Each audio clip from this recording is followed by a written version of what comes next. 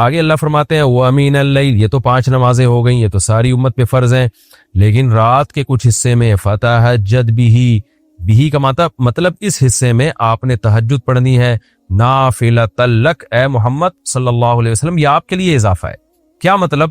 یا تو نبی صلی اللہ علیہ وسلم پہ 6 نمازیں فرض تھیں، یعنی 5 فرض کے علاوہ تہجد بھی فرض تھی، تو اس لیے قرآن نے کہہ دیا کہ امت پہ تو 5 فرض ہیں نافلۃ لک، لیکن یہ تہجد آپ کے لیے اضافی ہے، یعنی آپ پر 6 نمازیں فرض ہیں۔ ایک مطلب تو یہ بھی ہو سکتا ہے۔ اور جو علماء اس کے قائل ہیں کہ نہیں نبی پر تہجد فرض نہیں تھی، تو ان کے نزدیک اس آیت کی تفسیر یہ ہوگی کہ یہ آپ کے لیے ایک اضافہ ہے اللہ کے قرب حاصل کرنے کا، یعنی 5 نمازیں تو پڑھنی ہی پڑھنی ہے، لیکن آپ اللہ کے قرب کے لیے ایک اضافی چیز بھی آپ کو دی جا رہی ہے تاکہ آپ کے درجات اور زیادہ بلند ہو۔ تو ایسی صورت میں یہ صرف نبی کے ساتھ خاص نہیں ہے، کیونکہ خطاب نبی سے چل رہا ہے، اس لیے اللہ نے کہہ دیا آپ کے لیے اضافہ، ورنہ حقیقت میں پوری امت کے لیے یہ اضافہ ہے۔ آگے اللہ فرماتے ہیں عَسَىٰ أَن يَبْعَثَكَ رَبُّكَ، امید ہے کہ آپ کو آپ کا رب پہنچا دے مقام محمود تک۔ یہ مقام محمود کیا ہے؟ شفاعت کبریٰ، یعنی تمام پیغمبر نبی کے پاس آئیں گے کہ آپ سفارش سے آغاز کریں، یعنی سفارش کا آغاز آپ سے ہوگا، پھر آپ صلی اللہ علیہ وسلم سفارش کریں گے۔ تو یہ ایک سب سے اونچا مقام ہے جو اللہ قیامت کے دن رسول اللہ صلی اللہ علیہ وسلم کو دے گا، اور جس سے آپ کی تمام پیغمبروں پر فضیلت ثابت ہو جائے گی کہ جب تک آپ کی طرف سے شفاعت کی ابتدا نہیں ہوگی کوئی اور پیغمبر سفارش نہیں کریں گے۔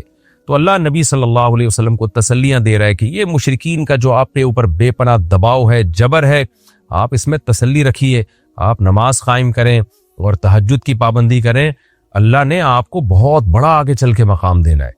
تو چونکہ نبی صلی اللہ علیہ وسلم بھی بشر تھے نا، مشرکین کے دباؤ کی وجہ سے آپ بھی ایک پریشانی میں آتے تھے، تو اس لیے اللہ آپ کو ثابت قدم رکھنے کے لیے آپ صلی اللہ علیہ وسلم کو یہ خوشخبریاں سنا رہا ہے کہ آپ نے اپنا اس عمل کو فوکس کرنا ہے، نماز اور تہجد کو، تاکہ آپ کا اللہ سے قرب رہے، اور اللہ آپ کو خوشخبری دے رہا ہے کہ امید ہے آپ کا رب آپ کو بہت بڑے مقام تک پہنچا دے۔ رہا مسئلہ مشرکین کی دھمکیوں کا کہ یہ پوری کوشش کر رہے ہیں کہ آپ کو مکہ سے نکال دیں، تو ہم نے تو بتا دیا کہ یہ خود بھی نہیں پنپ پائیں گے، لیکن آپ نے اللہ سے کیا دعا مانگنی ہے؟ وَقُلْ رَبِّ، کہہ دیجئے اے میرے رب، ادخلنی مدخل صدق، مجھے مکہ میں داخل کیجئے، مرغوب داخلہ، اچھا داخلہ، اور مجھے مکہ سے نکالیے بھی اچھے طریقے سے، یعنی اچھا نکلنا ہو میرا، ایسا نکلنا جس کے نتائج اچھے ہوں۔ اس میں اشارہ ہے کہ آپ صلی اللہ علیہ وسلم کو مکہ سے نکالنے پر مجبور کیا جائے گا، اور ایک وقت آئے گا کہ آپ مکہ سے نکلیں گے۔ تو اللہ اپنے حبیب صلی اللہ علیہ وسلم کو پہلے سے دعا سکھا رہے ہیں کہ آپ اللہ سے دعا مانگیں، اللہ جب میں نکلوں تو میرا داخلہ بھی اچھے طریقے سے ہو اور میرا نکلنا بھی اچھے طریقے سے ہو، یعنی پسندیدہ نکلنا ہو۔ سوال پیدا ہوتا ہے نکلنے کا عمل تو پہلے ہے اور مکہ میں داخلے کا عمل بعد میں، تو نکلنے کا تذکرہ پہلے ہونا چاہیے کہ اللہ مکہ سے مجھے اچھی طریقے سے نکال، اور مکہ میں مجھے داخل بھی اچھے طریقے سے کرنا، تو داخلے کا تذکرہ پہلے کیوں؟ تو اس میں بلاغت کا ایک نقطہ ہے کہ پیغمبر کا بنیادی مقصد وہ ہدف ہے جو پیغمبر دنیا میں لے کے آئے ہیں، تو اس کی آغاز تو مکہ سے کرنا ہے جس میں آپ کو بھیجا گیا، جو ابراہیم علیہ السلام کا شہر ہے، جہاں بیت اللہ ہے، اسلام کا مرکز تو اس جگہ سے بننا ہے۔ تو اس جگہ سے اگر نکالنا ہی مقصد ہے تو یہ جگہ تو رہ گئی نا پھر جو ابراہیم علیہ السلام کا مرکز اور ابراہیم علیہ السلام کی دعائیں تھیں۔ تو اس لیے اصل مقصد تو یہ کہ مکہ میں داخل میں اچھے طریقے سے ہوں، جو پیغمبر کا مقصد تھا دنیا میں آنے کا، مکہ فتح کر کے داخل ہوں، یہاں مجھے غلبہ ملے، اور یہاں میرا جب داخلہ ہو تو ایسا داخلہ جس کو میں پسند کروں۔ یہ جو ابھی میں مکہ میں کہیں سفر سے جا کے واپس آتا ہوں، یہ داخلہ وہ داخلہ نہیں ہے جو میں چاہتا ہوں۔ تو چونکہ مکہ سے نکلنا مقصد نہیں ہے، نکالا اس لیے جا رہا ہے تاکہ داخلہ ایک طاقت کے ساتھ ہو اور اچھے طریقے سے داخلہ ہو، اس لیے اس داخلے کا تذکرہ پہلے کیا جا رہا ہے۔ ہاں وہ داخلہ اس وقت تک ممکن نہیں ہے جب تک مکہ سے ایک دفعہ آپ کا خروج نہ ہو، تاکہ مدینہ میں ریاست بنے اور آپ 10,000 کا لشکر لے کر فاتحانہ انداز سے مکہ میں داخل ہوں، اور جس مقصد کے لیے اللہ نے آپ کو بھیجا تھا وہ مقصد پورا ہو۔ تو وہ مقصد نکلے بغیر پورا ہو نہیں سکتا، اس لیے نکلنے کا تذکرہ کر دیا، ورنہ اصل مقصد تو یہ ہے کہ اللہ میں مکہ سے نکلنا نہیں چاہتا، میں مکہ میں داخلہ چاہتا ہوں۔ داخلہ ایسا ہونا چاہیے مدخل صدق، سچا مرغوب داخلہ ہونا چاہیے۔ چنانچہ اللہ نے آپ کی دعا قبول کی، اور جب نبی مکہ میں داخل ہوئے نکلنے کے بعد تو کیسا بہترین آپ نے کا داخلہ ہوا کہ 10,000 کا لشکر لے کر آپ گئے، اور مشرکین مکہ آپ سے معافی کی بھیک مانگ رہے تھے۔ تو یہ مکی آیتیں اس وقت تو ظلم کے پہاڑ توڑے جا رہے تھے، لیکن پیغمبر سے اس طرح کی دعائیں کروائی جا رہی تھیں، وَأَخْرِجْنِي مُخْرَجَ صِدْقٍ، اور اللہ مرغوب نکلنا ہو، یعنی جب میں نکلوں تو بھی میرا اچھا ٹھکانہ ہو۔ چنانچہ آپ کا نکلنا بھی بڑا اچھا ہوا کہ پورا مدینہ آپ کے استقبال میں کھڑا ہوا تھا، اور طلع البدر علینا من ثنیۃ الوداع، یہ جو ترانے ہیں یہ مدینہ کی بچیاں آپ کے استقبال میں پڑھ رہی تھی، تو آپ کا نکلنا بھی اچھا ہوا، یعنی مدینہ میں داخلہ جو مکہ سے نکل کے، اور پھر جو مکہ میں آنا وہ تو اس سے بھی زیادہ عزت اور شان کے ساتھ ہوا۔ وَاجْعَلْ لِي مِن لَّدُنْكَ سُلْطَانًا نَصِيرًا، اور اللہ تو بنا دے میرے لیے اپنے پاس سے زبردست طاقت جس میں میری مدد ہو، غلبہ دے دے مجھے مشرکین پر۔ یہ بھی مستقبل کی دعا ہے جو ان حالات میں نبی سے منگوائی جا رہی ہے، اور اللہ نے آپ کی ساری دعاؤں کو قبول کیا، سلطان نصیر بھی دے دیا آپ کو، غلبہ بھی دے دیا مکہ پہ، ایسا غلبہ جس میں اللہ کی مدد تھی، اور وہ کمزور غلبہ نہیں تھا، طاقتور غلبے کو سلطان کہا جاتا ہے، اور مدینہ میں جانا بھی آپ کا پسندیدہ ہوا، اور مکہ میں آنا بھی آپ کا پسندیدہ ہوا۔ اور اے نبی آپ یہ بھی کہہ دیجئے جاء الحق، حق آ چکا ہے، وزہق الباطل، اور باطل فنا ہو چکا ہے۔ حالانکہ جس وقت یہ دعا منگوائی جا رہی تھی باطل فنا نہیں ہوا تھا، لیکن ماضی سے جب کسی چیز کو تعبیر کیا جاتا ہے تو یہ بتانے کے لیے گویا یہ کام ہو چکا ہے، حالانکہ ہوا نہیں، ہوگا، لیکن نبی کی زبان سے نکلوایا جا رہا ہے کہ آپ مشرکین میں اعلان کر دیں کہ بس یہ کام ہو چکا ہے، حق آ گیا، باطل ختم، اور یعنی ہوگا تو فیوچر میں، لیکن گویا ابھی ہو چکا ہے، اتنا یقینی ہے کہ میں تمہیں اس کی پہلے سے خبر دے چکا ہوں کہ باطل اب پنپنے نہیں پائے گا کیونکہ حق اب آ چکا ہے۔ ان الباطل کان زہوقا، اور باطل تو ہے ہی فنا ہونے والی چیز، جب حق آتا ہے تو باطل فنا ہو جاتا ہے۔ نبی صلی اللہ علیہ وسلم جب مکہ مکرمہ میں داخل ہوئے نا تو آپ بتوں کو چھڑیوں سے گراتے تھے، چھڑی سے مکہ میں داخل ہو کے 360 بت کو ایک ایک کر کے چھڑی مارتے تھے، اور وہ بت الٹے لڑکتے تھے، تو آپ اس موقع پر یہ آیت پڑھ رہے تھے کہ جاء الحق وزہق الباطل ان الباطل کان زہوقا۔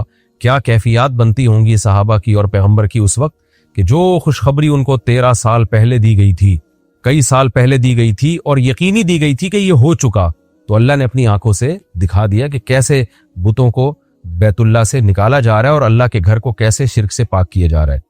وَنُنَزِّلُ مِنَ الْقُرْآنِ مَا هُوَ شِفَاءٌ وَرَحْمَةٌ لِّلْمُؤْمِنِينَ، اور قرآن کہہ رہے ہیں ہم قرآن نازل کرتے ہیں جس میں مومنین کے لیے شفا ہے، یعنی اے نبی آپ کی تسلی کے لیے اور بھی ہم بتائیں آپ کو کہ ہم یہ جو آیتیں نازل کر رہے ہیں نا اس میں مومنین کو بھی شفا مل رہی ہے، ان کی اصلاح ہو رہی ہے شرک سے اور برے عقیدوں سے، اور مسلمانوں کے لیے یہ رحمت ہے، ان کو تسلیاں بھی مل رہی ہیں۔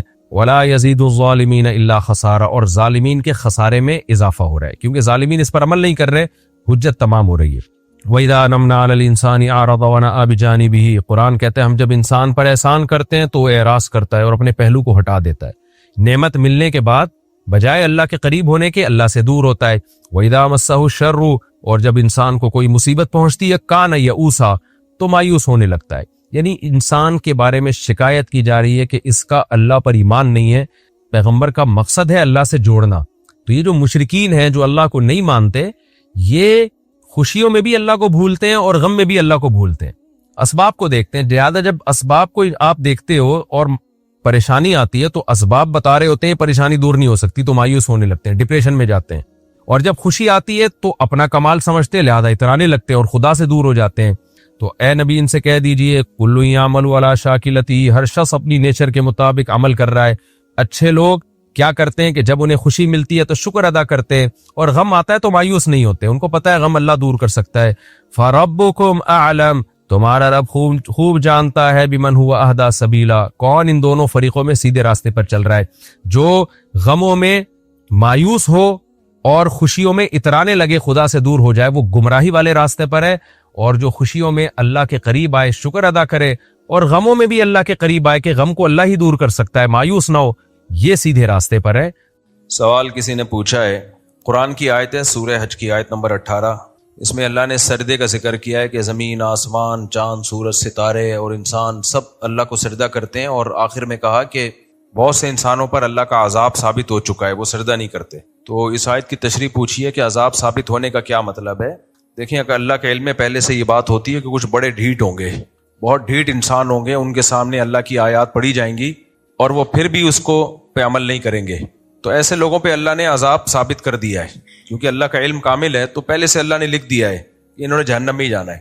اس کا یہ مطلب نہیں ہے کہ اللہ ان کو زبردستی جہنم میں لے جائے گا یا ان کو زبردستی گمراہ کرے گا، ان کی کیونکہ اللہ کا علم کامل ہے. تو اس طرح کی آیات اصل میں تسلی کے لیے ہوتی ہیں. جو بھی دین کی دعوت کا کام کر رہے ہیں ان کو تسلی دینے کے لیے کہ داعی جو ہے نا اس کی دعوت بہت جاندار ہوتی ہے، دلائل بہت جاندار ہوتے ہیں، پھر بھی سامنے والا ایمان نہیں لا رہا ہوتا تو اللہ بتاتے ہیں بھائی اس کی قسمت میں جہنم ہے. تو جو مقدر جہنم میں ہو تو مقدر تھوڑی تبدیل ہو سکتا ہے، تو چھوڑ دو اس کی فکر. تو یہ تسلی کے لیے اس طرح کا انداز اختیار کیا جاتا ہے. جیسے نبی کو بھی تسلی دی جاتی تھی، نبی دلائل دیتے تھے، معجزے بھی دکھا دیے، آپ کی دعوت بھی بہت صاف ستھری، وہ پھر وہی. تو اللہ نے نبی کو تسلی دی بھائی جس کی قسمت میں ہی جہنم ہے تو آپ کیوں اس کے پیچھے پڑے ہوئے ہیں، قسمت تھوڑی چینج ہو سکتی ہے. اسی طرح قرآن میں آتا ہے ہم نے تو تقدیر میں لکھ دیا ہے کہ لَأَمْلَأَنَّ جَهَنَّمَ مِنَ الْجِنَّةِ وَالنَّاسِ أَجْمَعِينَ، کہ میں جہنم کو جنات انسانوں سے بھروں گا. تو اللہ کہتے ہیں تو میں نے لکھ چکا ہوں پہلے، تقدیر تھوڑی ٹلے گی. تو اس کا مطلب یہ نہیں کہ اللہ زبردستی لوگوں کو پکڑ کے جہنم میں پھینکے گا. اللہ کے علم میں یہ بات ہے کہ بہت سے لوگ ڈھیٹ ہیں، وہ نہیں ایمان لائیں گے، وہ شیطان کے بہکاوے میں آئیں گے. تو اب یہ ایک چیز حقیقت ہے. تو اب دعوت کو، مبلغین کو تسلی دی جا رہی ہے کہ بھائی لوگوں کی اکثریت دیکھ کے سیدھا راستہ مت چھوڑنا. یہ تو پہلے سے طے شدہ ہے کہ بہت سارے لوگ جہنم میں جائیں گے، جہنم بھرے گی انسانوں سے. تو اس لیے تم سیدھے راستے پہ چلو اور دعوت کے کام میں لگے رہو اللہ کا حکم سمجھ کے، اور لوگوں کی اکثریت کو گمراہ دیکھ کے مایوس مت ہو. یہ مت سمجھو کہ تمہاری دعوت غلط ہے یا تمہاری دعوت میں اخلاص نہیں ہے. نہ دعوت میں بھی اخلاص ہے، تمہاری دعوت بھی ٹھیک ہے، لیکن ایک چیز مقدر میں ہے کہ جہنم کو اللہ نے انسان اور جنات سے بھرنا ہے، اور مقدر کبھی چینج نہیں ہوتا. تو یہ انداز اختیار کیا گیا ہے تسلی کے لیے. تو اس کا یہ مطلب نہیں ہے کہ اللہ لازمی جو ہدایت چاہے گا پھر بھی اللہ اس کو زبردستی گمراہ کرے گا. اس کی مثال ایسے ہے، صبح شام ہم یہ دیکھ رہے ہوتے ہیں کہ باپ اپنے بیٹے کو سمجھا رہا ہے، وہ نہیں سمجھ رہا، تو پھر ماں کہتی ہے بھائی اس کو سمجھاؤ. آپ بولیں بھائی اس میں سمجھنے کی صلاحیت ہی نہیں ہے تو میں کیا سمجھاؤں اس کو. حالانکہ صلاحیت ہوتی ہے تبھی تو آپ کو غصہ آ رہا ہوتا ہے. اگر وہ مجنون دیوانہ پاگل ہوتا، سمجھنے کی واقعی میں صلاحیت نہ ہوتی تو آپ سمجھاتے کیوں اس کو؟ کسی پاگل کو تھوڑی سمجھایا جاتا ہے.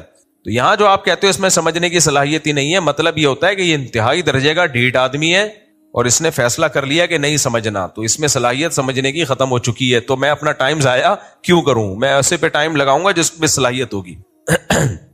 میں رکشہ چلاتا ہوں، اکثر اوقات 2 مہینے کا کرایہ چڑھ جاتا ہے، کبھی کھانے کو کچھ نہیں ہوتا، میں اکثر اوقات پریشانی میں گزارتا ہوں.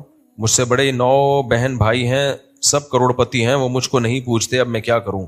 اب اگر کسی غیر سے بولو تو وہ بھکاری سمجھیں گے، اب چوری کرو، بھیک مانگو، کیا خودکشی کروں؟ نہ خودکشی کریں نہ لوگوں سے بھیک مانگیں. آپ کے بھائیوں کی شرعی ذمہ داری ہے کہ جب سب کھا پی رہے ہیں، ایک بھائی اتنا کمزور ہے تو اس کے ساتھ تعاون کریں. حقیقت ہے بھائیوں کے ساتھ تو تعاون میں جو مزہ آتا ہے انسان کو، رشتہ داروں پہ خرچ کرنے میں جو لطف اللہ نے رکھا ہے وہ تو کسی پہ خرچ کرنے میں نہیں رکھا. یہ تو موقع ہے محبت پیدا کرنے کا، تو بھائیوں کا کو چاہیے خیال کریں. تو باقی جب تک پریشانی مقدر میں ہے بھائی صبر کریں. اچھا اب جب سے ہم نے یہ فاؤنڈیشن بنایا مفتی طارق مسعود فاؤنڈیشن، تو لوگ اب آنا شروع ہو گئے میرے پاس، ہمارے گھر کے حالات ایسے، ہمارے گھر کے حالات ایسے، تعاون کریں. کچھ خواتین آ جاتی ہیں ہم بیوہ ہیں وغیرہ وغیرہ. دیکھو ہم نے جو فاؤنڈیشن بنائی ہے نا اس کا ایک طریقہ رکھا ہے. میں پرسنلی اگر کسی کو جانتا ہوں تو میں اپنے پاس سے اس ویسے ہی تھوڑا بہت تعاون کر دیتا ہوں جو اللہ مجھے توفیق دے. لیکن اس طرح جب لوگ رش لگاتے ہیں، ہمارے پاس کوئی معیار نہیں ہے جانچنے کا کہ یہ مستحق ہے یا نہیں ہے. پھر سب سے بڑا مسئلہ یہ ہے کہ ایک کو دو تو پھر وہ 10 کو بتائے کہ پوری لائن لگ جائے گی، اور یہ پہلے ہو چکا ہے.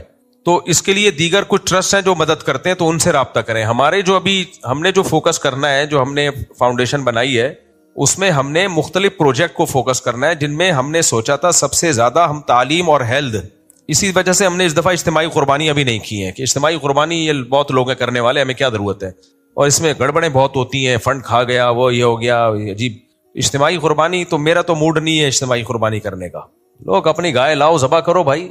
جب ہم نے کام کیا تو انسانیت کی کوئی ایسی خدمت ہو نا جو واقعی خدمت ہو. اجتماعی قربانی کیا خدمت ہے وہ بھی، لیکن بہت لوگ ہیں کرنے والے. اور آپ خود لاؤ، بکرا کاٹو، کسائی کو پیسے دو، کاٹ کے کھا جاؤ.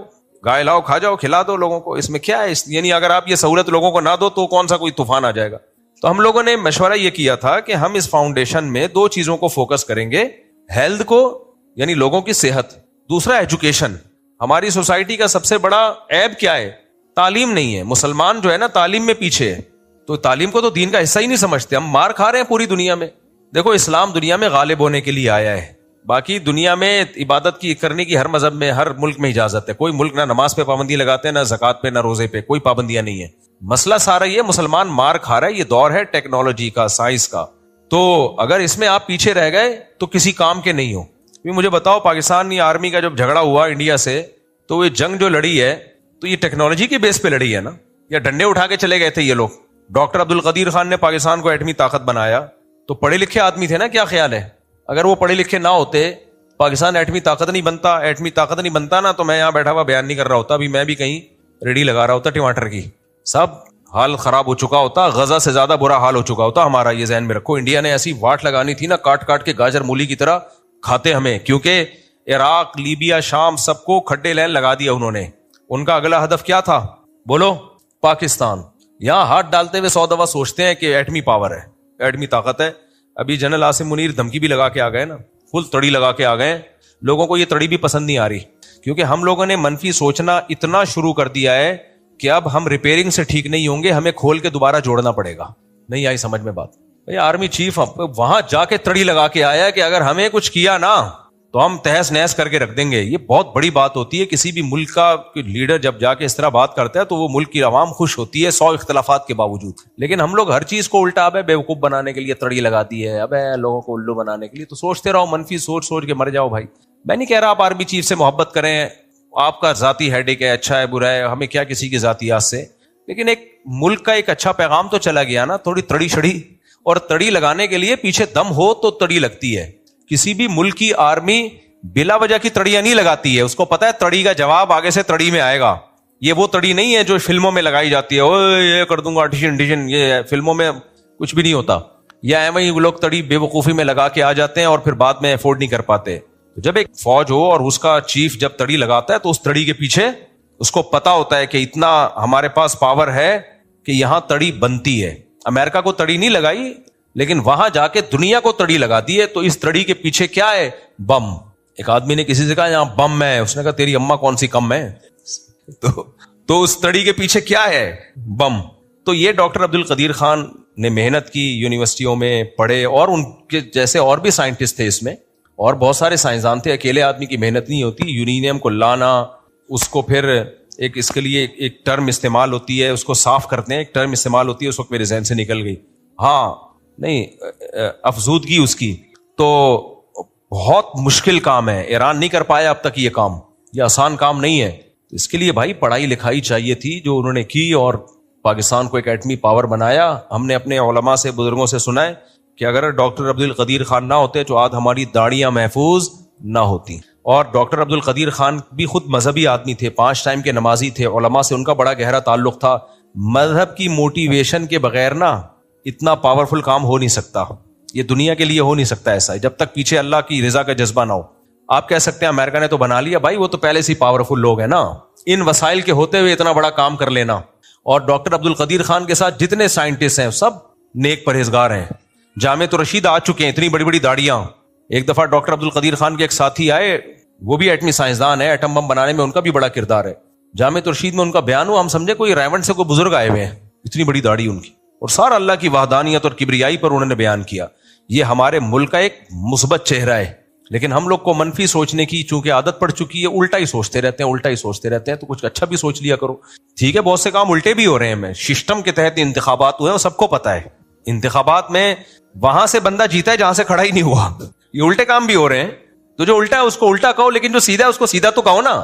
ہر ملک میں ہوتے ہیں, کچھ سیدھے کام ہو رہے ہوتے ہیں, کچھ الٹے کام ہو رہے ہوتے ہیں, سب ملکوں میں ہوتا ہے. یہ جو آپ کہتے ہیں نا جمہوریت کا منجن, او بھائی جمہوریت پوری طور پہ کہیں بھی نہیں ہے. سب کے پیچھے اسٹیبلشمنٹ ہوتی ہے, جمہوریت کی لالی پاپ کھلا رہی ہوتی ہے. یو کے میں دیکھ لو, بڑے بڑے دہشت گردوں کو لندن پناہ دیتا ہے, جج فیصلہ ہی نہیں کر پاتا ان کے خلاف, کیونکہ پیچھے اسٹیبلشمنٹ کا ڈنڈا ہوتا ہے. بولتا ہے اس کو لٹکانا نہیں ہے بھائی, اس کو نہیں لٹکانا ہے, یہ ہم نے کسی اور ملک کے لیے رکھا ہوا ہے. جتنا بھی بڑا دہشت گرد ہو اس کو لٹکانا نہیں ہے. تو جج نہیں فیصلہ کرتا, ہر ملک میں پیچھے اسٹیبلشمنٹ کا ڈنڈا چل رہا ہوتا ہے. یہ جمہوریت کے نام پہ الو بنا رہے ہوتے ہیں. تو اور کسی ملک میں جمہوریت چل رہی ہے نا, تو اس میں اصل میں حکومت کسی اور ملک کی ہوتی ہے. تو ٹھیک ہے, جمہوریت بھی ہے, آمریت بھی ہے, سب کچھ ہے, وہ ایک الگ بحث ہے, کون صحیح ہے کون غلط ہے. لیکن اپنے ملک میں کچھ مثبت چیزیں ہیں, ان کو سوچ کے خوش ہونے پر گورنمنٹ نے کوئی پابندی نہیں لگائی ہے, خوش ہو جانا چاہیے. تو میں بات کیا کر رہا تھا, تعلیم کی, ایجوکیشن کی. تو اس لیے مسلمانوں کو تعلیم میں آگے بڑھنا انتہائی زیادہ ضروری ہے. آپ ایجوکیشن میں پیچھے رہ گئے عزت سے جینے کا خیال چھوڑ دو. پھر نماز روزہ مل جائے گا, عزت نہیں ملے گی, یہ ذہن میں رکھنا. عزت مل جائے اور وہ نماز روزہ بھی پھر جائے گا. جب بے عزتی ہوتی ہے نا, دینداروں کی عزت ہی نہیں ہوگی تو لوگ دین کی طرف آئیں گے بھی نہیں. اتنی خوشی ہوتی ہے جب میں امریکہ گیا, وہاں بڑے بڑے ڈاکٹروں کو دیکھا ریسرچ سینٹر میں, بڑی داڑیاں ان کی, نمازی. میں یار تم لوگ اصل میں دین کو عزت دے رہے ہو. آدھی آدھی پیڑھیوں تک ان کی شلواریں.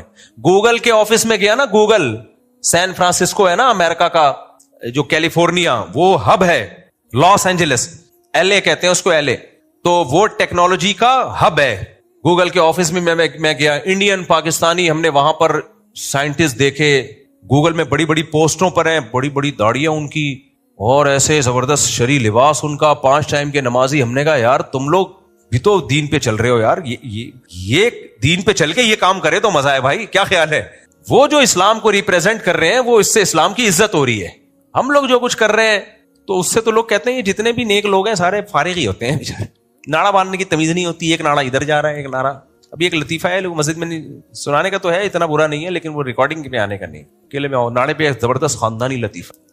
تو اس لیے میرے بھائی یہ تعلیم کی بہت زیادہ اہمیت ہے, اس کو ہلکا نہیں لینا چاہیے. اب میرے وہ ایک بچے کی 16 سال میں شادی والا نہیں قصہ مشہور ہو گیا, کسی نے نیچے کمنٹس کیے ہوئے, پڑھاتے ہیں نا اس کو, بھائی وہ نہیں پڑھ کے دے رہا تو میں کیا کروں, وہ میرا قصور نہیں ہے. اس کو تو میں نے آج بھی سمجھایا ہے, میں نے کہا دیکھ تو ڈاکٹر بن جا, میں تیری فیسیں اٹھاؤں گا. نہیں, میں نے باکسر بننا ہے, ڈاکٹر نہیں بننا. آج ہی کہہ رہا تھا میں نے کیا بننا ہے, باکسر, ڈاکٹر نہیں بننا. اب زبردستی نہیں مسلط کیا جا سکتا, کیونکہ میں زبردستی ڈاکٹر بناؤں گا تو نہ وہ باکسر بنے گا نہ وہ ڈاکٹر. باکسنگ سیکھ رہا ہے آج کل, اب میں کیا کروں اس میں. اب زبردستی والا حساب نہیں ہے, بچے میں خود شوق ہو تو اس کو سمجھایا تو ہے ہم نے. تو ہم تو بھی کوشش کرتے ہیں تعلیم ہی کو فوکس کریں زیادہ. ہاں کمانے کے لیے نہیں, کمانے کے لیے بزنس ہے, کمانے کے لیے کیا ہے, بزنس. البتہ وہ شعبہ, ملازمت کا وہ شعبہ جس میں قوم کی کوئی غیر معمولی خدمت ہو رہی ہوتی ہے, تو پھر اس شعبے میں ملازمت بزنس سے زیادہ بہتر ہے.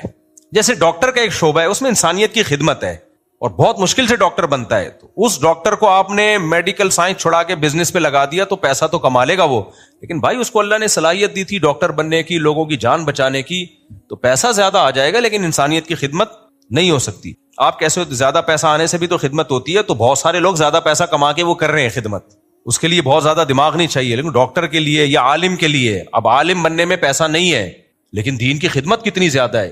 تو جس بچے میں نے دیکھ رہا ہوں عالم کا ذوق ہے, اس کو میں نے بولا بھائی تم پیسے کی فکر چھوڑ دو, تم نے کیا بننا ہے, مولانا. لیکن یہ کام بھی میں زبردستی نہیں کرتا. ایک بچہ نہیں بننا چاہ رہا میں ہوں, تو نے مولوی ہی بننا ہے, وہ نہ وہ کہیں کا نہیں رہے گا, کیونکہ یہ چیز اپنے شوق سے ہوتی ہے تو آدمی کامیاب ہوتا ہے. میں بھی اپنے شوق سے دین کے علم کی طرف آیا نا, تو ٹوٹے پھوٹی اللہ نے کچھ علم عطا فرما دیا. اگر گن پوائنٹ پہ آتا تو نہ ادھر کے رہتے نہ ادھر کے رہتے. ماں باپ بچے کو زبردستی حفظ کرا رہے ہوتے ہیں بندوق رکھ کے, تو وہ تھوڑی کچھ بھی نہیں بنے گا. وہ مدرسے سے بھاگ جاتے ہیں, وہاں دل لگا کے پڑھتے نہیں ہیں, پھر زندگیاں برباد, نہ ادھر کے رہے نہ ادھر کے رہے. اسی میں یہ بھی ہے, لوگ مجھے کہتے ہیں مفتی صاحب یہ آپ کے ساتھ گھومتا ہے, 10 سال سے آپ کے ساتھ ہے, شادی کیوں نہیں کر رہا. میں کہتا ہوں گن پوائنٹ پہ نہیں شادی کر, میں تانے دے کے کسی کی شادی نہیں کراؤں گا. اب مجھے کیا پتا ہے کیوں نہیں کر رہا, بھائی اس کا ہیڈک ہے. تو زبردستی شادی ہوتی ہے کسی کی, زبردستی دلہن سے بولے گا میں پتہ نہیں کس سلسلے میں آ گیا, ابا نے کر دی. ایسا تھوڑی ہے, تو اپنی محبت کا کام ہے بھائی, آپ کا دل چاہ رہا ہے کرو, نہیں چاہ رہا بھاڑ میں جاؤ نہیں کرو. تو ہم کسی کی شخصیت کو اس میں ہدف نہیں بناتے, وہ جائے اس کا. تو یہ کام شوق سے ہوتے ہیں. ہاں شادی کا شوق پیدا کرنا میرے ذمے ہے, اس سلسلے میں حاضر ہوتا رہتا. اتنا شوق بھر دوں گا کہ تمہیں خود شرم آنے لگے گی کہ یار کیا زندگی ہے یار. تو اس لیے تعلیم کے شعبے میں آگے بڑھیں. ہاں کچھ ملازمتیں ایسی ہوتی ہیں جن میں کوئی بڑا ویژن نہیں ہوتا. اب ایک کولڈ ڈرنک کی کمپنی میں آپ جاب کر رہے ہو, بے شک مینیجر ہی ہو, ابے کیا کرے گا اس مینیجر بن کے تو, اس سے کیا لوگوں کو کیا, اس مینجمنٹ سے کیا فائدہ ہوگا, تنخواہ آ جائے گی, کماؤ پوت تھوڑے سے بن جاؤ گے, گاڑی مل جائے گی, لیکن قوم کو کیا دے رہے ہو, کولڈ ڈرنک. صحیح ہے نا. ڈاکٹر تو علاج دے رہا ہے نا لوگوں کو, ایک سول انجینئر لوگوں کو تعمیر کر کے دے رہا ہے, کنسٹرکشن لوگوں کی بنیادی ضرورت ہے, سڑکیں بنا رہا ہے, میپ بنا رہا ہے, یہ تو بنیادی بیسک ضرورتیں ہیں. لیکن ایک جو ہے کولڈ ڈرنک کمپنی میں جاب کرنے والا کیا, پیزا کمپنی میں جاب کر رہا ہے, مینیجر بنا ہوا ہے, کیا کر رہا ہے, لوگوں کو پیزا کھلا کھلا کے اور گول بنا رہا ہے. تو پیسہ تو مل جائے گا, ٹھیک ہے, حلال ہے, حرام نہیں ہے, لیکن اس سے پھر اپنا بزنس بہتر ہے. ایسے لوگوں کو میں کہتا ہوں ٹماٹر کی ریڑھی لگا لے, ٹماٹر کی ریڑھی لگا لے, وہ زیادہ بہتر ہے. اس میں ایک دن ترقی ہو کے تیرا اپنا ٹماٹر کا بزنس ہوگا. تو ایسے میں دوسرے کے بزنس کو پروموٹ کرنا مجبوری میں تو ٹھیک ہے, لیکن اس کو ہدف نہیں بنانا چاہیے. اس سے وہ غریب اچھا ہے جو ویژنری ہے, جو لوگوں کو کوئی, جیسے علماء ہم نے دیکھے ہیں بہت غریب ہوتے ہیں لیکن علم ہے, ان کا مسائل بتا رہے ہیں, تحقیقی کام ہے, اس سے قوم کو فائدہ بہت ہو رہا ہے. امام شافعی کا تو قول ہے 2 ہی علم کو میں علم مانتا ہوں, ایک میڈیکل سائنس کا علم اور ایک دین کا علم. وہ تو کسی تیسرے علم کو علم ہی نہیں مانتے, لیکن اس زمانے میں نہیں تھا. اب زمانے میں اور بھی بہت سارے علوم ہیں جن میں مہارت کی ضرورت ہے. تو اس لیے تعلیم جو ہے نا یہ ہلکی چیز نہیں ہے. بعض لوگوں نے یوٹیوب پہ بزنس کر کے نا تعلیم کی ویلیو ختم کر دی ہے.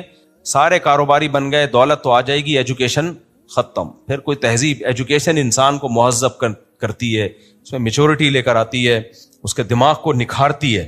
تو اس لیے تعلیم کو فوکس کرو. یہ میں نے کس پہ جواب دیا ہے, سوال کیا تھا؟ ہاں بھائی مالدار ہے رکشا غریب, تو بھائی تم, ہاں میں یہ کہہ رہا تھا کہ ہم نے جو فاؤنڈیشن بنائی ہے تو ہمارا ارادہ یہ تھا 2 چیزوں کو ہم فوکس کریں گے, ایک ایجوکیشن اور ایک ہیلتھ. البتہ یہ جو بڑے بڑے ڈیزاسٹر آ جاتے ہیں تو ایک دم سے بہت بڑی تباہی ہے نا, تو اس میں تو پھر تو یہ 2-3 کام ہیں ہمارے. باقی جو عام غریب مساکین ہیں, ہماری دعائیں ہیں کہ اللہ ان کی غربت کو دور کرے, لیکن فی الحال ہمارا کوئی ایسا پروجیکٹ ہے نہیں کیونکہ اس کو سنبھالنا ہمارے بس میں نہیں ہے. پھر اس میں تحقیق کرنا کون مستحق ہے. بعض دفعہ کوئی مستحق ہوتا ہے, اس کو دینا شروع کرو, اس کے بعد پیسہ آ جاتا ہے, وہ پھر بھی گنا بناوا لے رہا ہوتا ہے. تو وہ ایسا گنے بنتے ہیں, جب بھی آئیں گے منہ ایسا لگ رہا ہوتا ہے, آدمی کہتا ہے اس کو دے دے یار, زکات دے دے ہم. تو اس لیے ہمارا یہ نہیں کہ یہ کام نہیں کرنا چاہیے, کرنا چاہیے, لیکن اس کے لیے اور بہت سارے ٹرسٹ ہیں وہ آلریڈی کر رہے ہیں, تو ان سے رابطہ کریں. ہمارے ابھی دائرہ کار میں یہ ہے نہیں, تو اس سلسلے میں تشریف نہ لائیں, یہ کہنا مقصد. میں دعائیں دے کے بھیج دیتا ہوں, ان کو غصہ آ رہا ہوتا ہے, ہم پیسے مانگ رہے ہیں, یہ دعا دے رہے ہیں. ایک عورت تھی نا, گاڑی چلا رہی تھی, تو ایک سگنل پہ رکی, ایک فقیر آیا, بہن اللہ کے نام پہ کچھ دے دو. اس نے کہا اتنے ہٹے کٹے ہو کے مانگتے ہوئے شرم نہیں آتی؟ کہتے میں نے پیسے مانگے, مشورہ نہیں مانگا آپ سے. مفتی صاحب آپ کی ایک ویڈیو دیکھی تھی, میں نے اپنے علاقے کے مسائل پہ گفتگو کر رہے تھے. سوال میرا ہے کہ ہم وقف کے نظام کو کیوں نہیں اپناتے؟ یہ نہریں صدقہ جاریہ ہیں, آپ کا پیسہ آپ کی آنکھوں کے سامنے صحیح جگہ خرچ ہوگا. مثال کے طور پر کہیں اونچی پانی کی ٹینکی ہے, چھوٹا سا باغیچہ علاقے کے لوگوں کے لیے پارکنگ کی جگہ, حضرت عثمان کا وقف واسطے جائے. بالکل صحیح بات کی آپ نے, انڈاؤمنٹ وقف یہ طریقہ ہونا چاہیے. مسلمان سوسائٹیاں مدارس بھی اسی پہ چلاتی تھیں اور ڈیولپمنٹ کے کام بھی اسی پہ, تو یہی ہونا چاہیے. لیکن کچھ کام ایسے ہیں جو وقف پہ ہو نہیں سکتے. مثال کے علاقے کی صفائی کروانی ہے, تو اب علاقے کی صفائی کیا ٹینکی بنا دیں, کیا کریں؟ وہ تو ڈیلی بیسس پہ کوئی جمعدار آئے گا, صاف کرے گا, لوگوں میں اویئرنیس ہوگی. یا اس کے لیے ہم کوئی فنڈ بنا دیں جی صفائی کا, تو فنڈ میں پیسے نہیں دیتے لوگ. دوسری بات یہ کہ ابھی ہم نے درخت لگانے تھے, میں نے اپنے علاقے میں نہیں لگائے, تو میں نے کہا بھائی ہم اگر MTM فاؤنڈیشن سے اپنے علاقے میں درخت لگائیں تو ایک سوالیہ نشان ہوگا, لو بھائی دنیا بھر سے چندہ آ رہا ہے, اور اپنے علاقے کو چمکانا شروع کر دیا. تو میں نے درخت لگائے 4 کے چورنگی پہ جا کے, صحیح ہے نا, جو ہمارے علاقے سے بہت دور. مفتی صاحب ابھی ایک ویڈیو نظر سے گزری جس میں کچھ لوگ زمین کھود رہے ہیں اور سونا نکل رہا ہے. ویڈیو کمپیوٹر سے بنائی گئی تھی, لیکن دعویٰ کیا جا رہا ہے کہ دریائے فرات سے سونا نکل آیا. ابے بھائی یہ AI نے بڑے مسائل کھڑے کر دیے ہیں. انٹرنیٹ سے, YouTube سے اعتماد ہی ختم ہو جائے گا لوگوں کو. اس پہ کوئی قانون سازی ہونی چاہیے, اعتماد ہی ختم ہو جائے گا, لوگ کو پتہ ہی نہیں چلے گا یہ فیک ہے یا اوریجنل ہے. تو اتنا زیادہ ہو رہا ہے. اب یہ تو میرا ہیڈک نہیں ہے, تو گورنمنٹ کا کام ہے. مفتی صاحب میں انٹرنیٹ سے کئی سالوں سے, کل کو اگر کوئی ویڈیو بنا دے کہ امام مہدی آ گئے اور یہ دیکھیں افواج زمین میں دھس گئیں, تو ہر مسلمان کے لیے لازم ہوگا کہ ان کی مدد کرے. نہیں بھائی کوئی لازم نہیں ہوگا, پہلے تحقیق کرے گا کہ آئے ہیں کہ نہیں آئے ہیں. AI سے جعلی ویڈیوز بنتی ہیں, لیکن آپ تحقیق بھی تو کر سکتے ہو نا. ایسا تھوڑی ہوتا ہے کہ تحقیق نہ کر سکو. اب میری کسی لڑکی کے ساتھ تصویریں آ رہی ہیں, آپ ہم سے پوچھ لو, ہم بتا دیں گے, بیان دے دیں گے بھائی نہیں ہمارا کوئی اس سے تعلق نہیں ہے. تو تحقیق کرنی پڑے گی آپ کو. میں شرعی پردہ کرتی ہوں, جہاں منگنی ہوئی وہ میرے منع کرنے کے باوجود میری تصاویر اور ویڈیو بنواتے ہیں, کیا مجھے اس رشتے کو برقرار رکھنا چاہیے؟ ان کو منع کریں, تصاویر مت بنائیں, لیکن اگر رشتہ اچھا ہے نا تو اس بیس پہ رشتے کا انکار نہ کریں, کیونکہ رشتے مارکیٹ سے شارٹ ہیں. غلط ہے پردے دار لڑکی کی تصویریں بنانا, لیکن لڑکیوں کے مسائل اتنے ہیں کہ آپ نے انکار کر دیا تو اگلا ایسا آئے گا جو آپ کو پردہ ہی نہیں کرنے دے گا. تو اس لیے اسلام کا بھی اصول ہے اور عقل بھی یہ کہتی ہے کہ بڑی مصیبت سے بچنے کے لیے چھوٹی مصیبت کو برداشت کیا جائے. جیسے بارات کا اسلام میں تصور نہیں ہے. اب لڑکی والے بعض دفعہ پخ لگا دیتے ہیں, ہم بارات نہیں کریں گے, اس پہ لڑکا والے انکار کر دیتے ہیں. تو میں کہتا ہوں یار اتنی نوبت پہنچ رہی ہے تو کر لو بارات, کوئی حرام تھوڑی ہے. تو اس لیے اگر وہ لڑکا اچھا ہے اس کو منع کریں, تصویریں نہ بنائے, لیکن بنا رہا ہے ڈیجیٹل تصویریں اپنے پاس ہی رکھنا ہے نا, دوستوں میں شیئر تھوڑی کر رہا ہے وہ. چلاؤ پھر, اتنا زیادہ نیک بننے کی, نیک تو جتنا زیادہ بنو اچھا ہے. میری ہر بات کو نا لوگ پکڑ لیتے ہیں. میں نے کہیں بیان میں کہہ دیا کہ اتنا زیادہ نیک بننے کی ضرورت نہیں ہے. اس پہ ایک صاحب نے میرے پیچھے نماز چھوڑ دی, اور قرآن کی آیت پڑھی, قرآن کہہ رہا ہے فاتقوا اللہ ما استطعتم, جتنا نیک بن سکتے ہو بنو, اور یہ مولوی کہہ رہے اتنا نیک بننے کی ضرورت نہیں ہے. بھائی کسی کے کلام کا مطلب ہوتا ہے, مطلب یہ ہوتا ہے اتنا نیک بننا کہ افورڈ ہی نہ کر سکو اور برداشت سے باہر ہو جائے اور پھر اس سے بڑی برائی میں مبتلا ہو جاؤ. یہ مطلب ہے میرے کلام کا, کہ اتنا زیادہ نیک بننے لگے کہ وہ برداشت نہیں ہوا تو پھر یو ٹرن لیا تو بالکل ہی مارکیٹ سے. یعنی ایسے فاسق بعض لوگ ہوتے ہیں, اتنا زیادہ ان پہ تقوی کا وہ چڑھ جاتا ہے کہ پھر وہ برداشت نہیں کر پاتے, تھوڑے دن تک وہ چلیں گے صوفی بن کے, اس کے بعد وہ فرض نماز سے بھی گئے. یہ مطلب ہے, یہ مطلب نہیں ہے کہ نیک بننا غلط بات ہے, وہ تو جتنا نیک بنو اتنا اچھا ہے, لیکن افورڈ تو کرو اس کو. سمجھ رہے ہو کہ نہیں سمجھ رہے؟ تو جن صاحب نے میرے پیچھے نماز چھوڑ دی ان کو خدا کا خوف کرنا چاہیے. آپ نہ پڑھیں ہمارے پیچھے نماز, ہماری صحت میں کوئی فرق نہیں پڑتا, لیکن اگلے کی بات کو جب دو مطلب نکلتے ہیں, صحیح بھی اور غلط بھی, تو غلط مطلب کیوں لے رہے ہو بھائی؟ کوئی مولوی ممبر پہ بیٹھ کے لوگوں کو نیک بننے سے روکے گا؟ اب جیسے میں اس خاتون کو کہہ رہا ہوں کہ رشتہ نہ توڑو بھائی. اب ایک لڑکی تھی فل باپردہ ڈاکٹر بن رہی تھی, وہ میڈیکل کالج میں فل باپردہ ہو کے جاتی تھی, ہاتھوں میں گلوز پہنتی تھی, فل برقع. میں جانتا تھا اس کو پرسنلی, بہت نیک ہے, ہماری اسی گلی میں رہتی تھی, میرے گھر والے جانتے تھے اس کو. وہ میڈیکل کالج میں 2 سال ہو گئے اس کو. ابھی کسی مولوی صاحب سے اس نے پوچھا, مولوی صاحب نے کہا کہ چھوڑ دو میڈیکل کالج کیونکہ ماحول بہت خراب ہوتا ہے, اور پھر واقعہ سنا ہے وہ فنا کی لڑکی وہ بوائے فرینڈ کے ساتھ بھاگ گئی اور ہاؤس جاب میں وغیرہ وغیرہ, اتنے واقعہ سنائے. وہ لڑکی نے چھوڑ دی جاب, سوری جاب کہہ رہا ہوں, تعلیم چھوڑ دی. 2 سال ہو چکے تھے. اب بعض لوگ ایسی بات کرتے ہیں, تمہارا باپ پیسے دے گا جو 2 سال کی جو فیسیں بھری ہیں اس نے, اس کے باپ نے ہے بھائی. اس کے ابا میرے پاس آئے, میں نے کہا آپ اپنی بچی سے میری بات کراؤ. میں نے کہا آپ کو 2 سال میں کوئی مسئلہ ہوا آپ کے ساتھ؟ کہتی میں گلوز پہنتی ہوں ہاتھوں میں. اتنی نیک.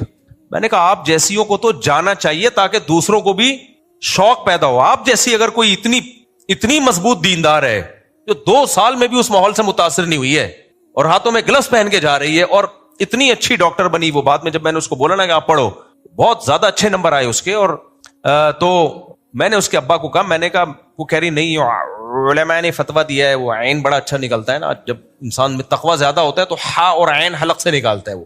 میں نے کہا بھائی میں بھی مولانا ہوں, میں فتویٰ دے رہا ہوں آپ پڑھ لو. آپ جیسے لوگوں کے جانے سے ماحول اچھا ہوگا, کیونکہ بگڑنا ہوتا 2 سال بہت ہوتے ہیں بگڑنے کے لیے, اور آپ کے باپ کا 2 سال جو خرچہ ہوا ہے وہ تمہارا باپ دے گا. اس طرح میں نے بات نہیں کی, تو میں آپ لوگ سے بات کر رہا ہوں, وہاں تو بڑی تمیز سے بات کی میں نے.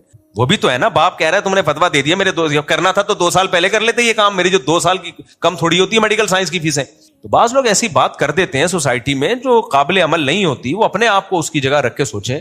تو خیر میں نے اس کو بولا, میں نے کہا بھائی میں ذمہ داری لے رہا ہوں اور آپ دین پہ اور قائم رہو, بلکہ آپ جیسے لوگ جائیں گے تو ایک اچھا میسج جائے گا کہ پردے کے ساتھ بھی ڈاکٹر بنا جا سکتا ہے. اور میں نے کہا آپ زیادہ اچھا ڈاکٹر, الحمدللہ بن گئی, اس کی شادی بھی ہو گئی, میرا خیال ہے بچے بھی ہو گئے ہوں گے اس کے, اور وہ اچھی, اس کے بارے میں اطلاع ملی تھی کہ یعنی ایک اچھی ڈاکٹر ہے, اور شادی بھی میرا خیال ہے اس کی ڈاکٹر سے ہی ہوئی, تو بلکہ ڈاکٹر سے ہی ہوئی شادی, خیال نہیں ہے مجھے بھی یاد آیا کیونکہ پرانا واقعہ, ڈاکٹر ہی سے شادی ہوئی اس کی.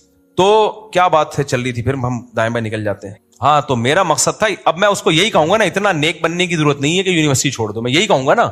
اب کوئی کیا لو بھائی, ایک مفتی کہہ رہا ہے, دوسرا مفتی وہ کہہ رہا ہے فل نیک بنو, اتنا نیک بنو کہ یونیورسٹی چھوڑ دو, اور یہ کہہ رہے ہیں اتنا نیک بننے کی ضرورت نہیں ہے.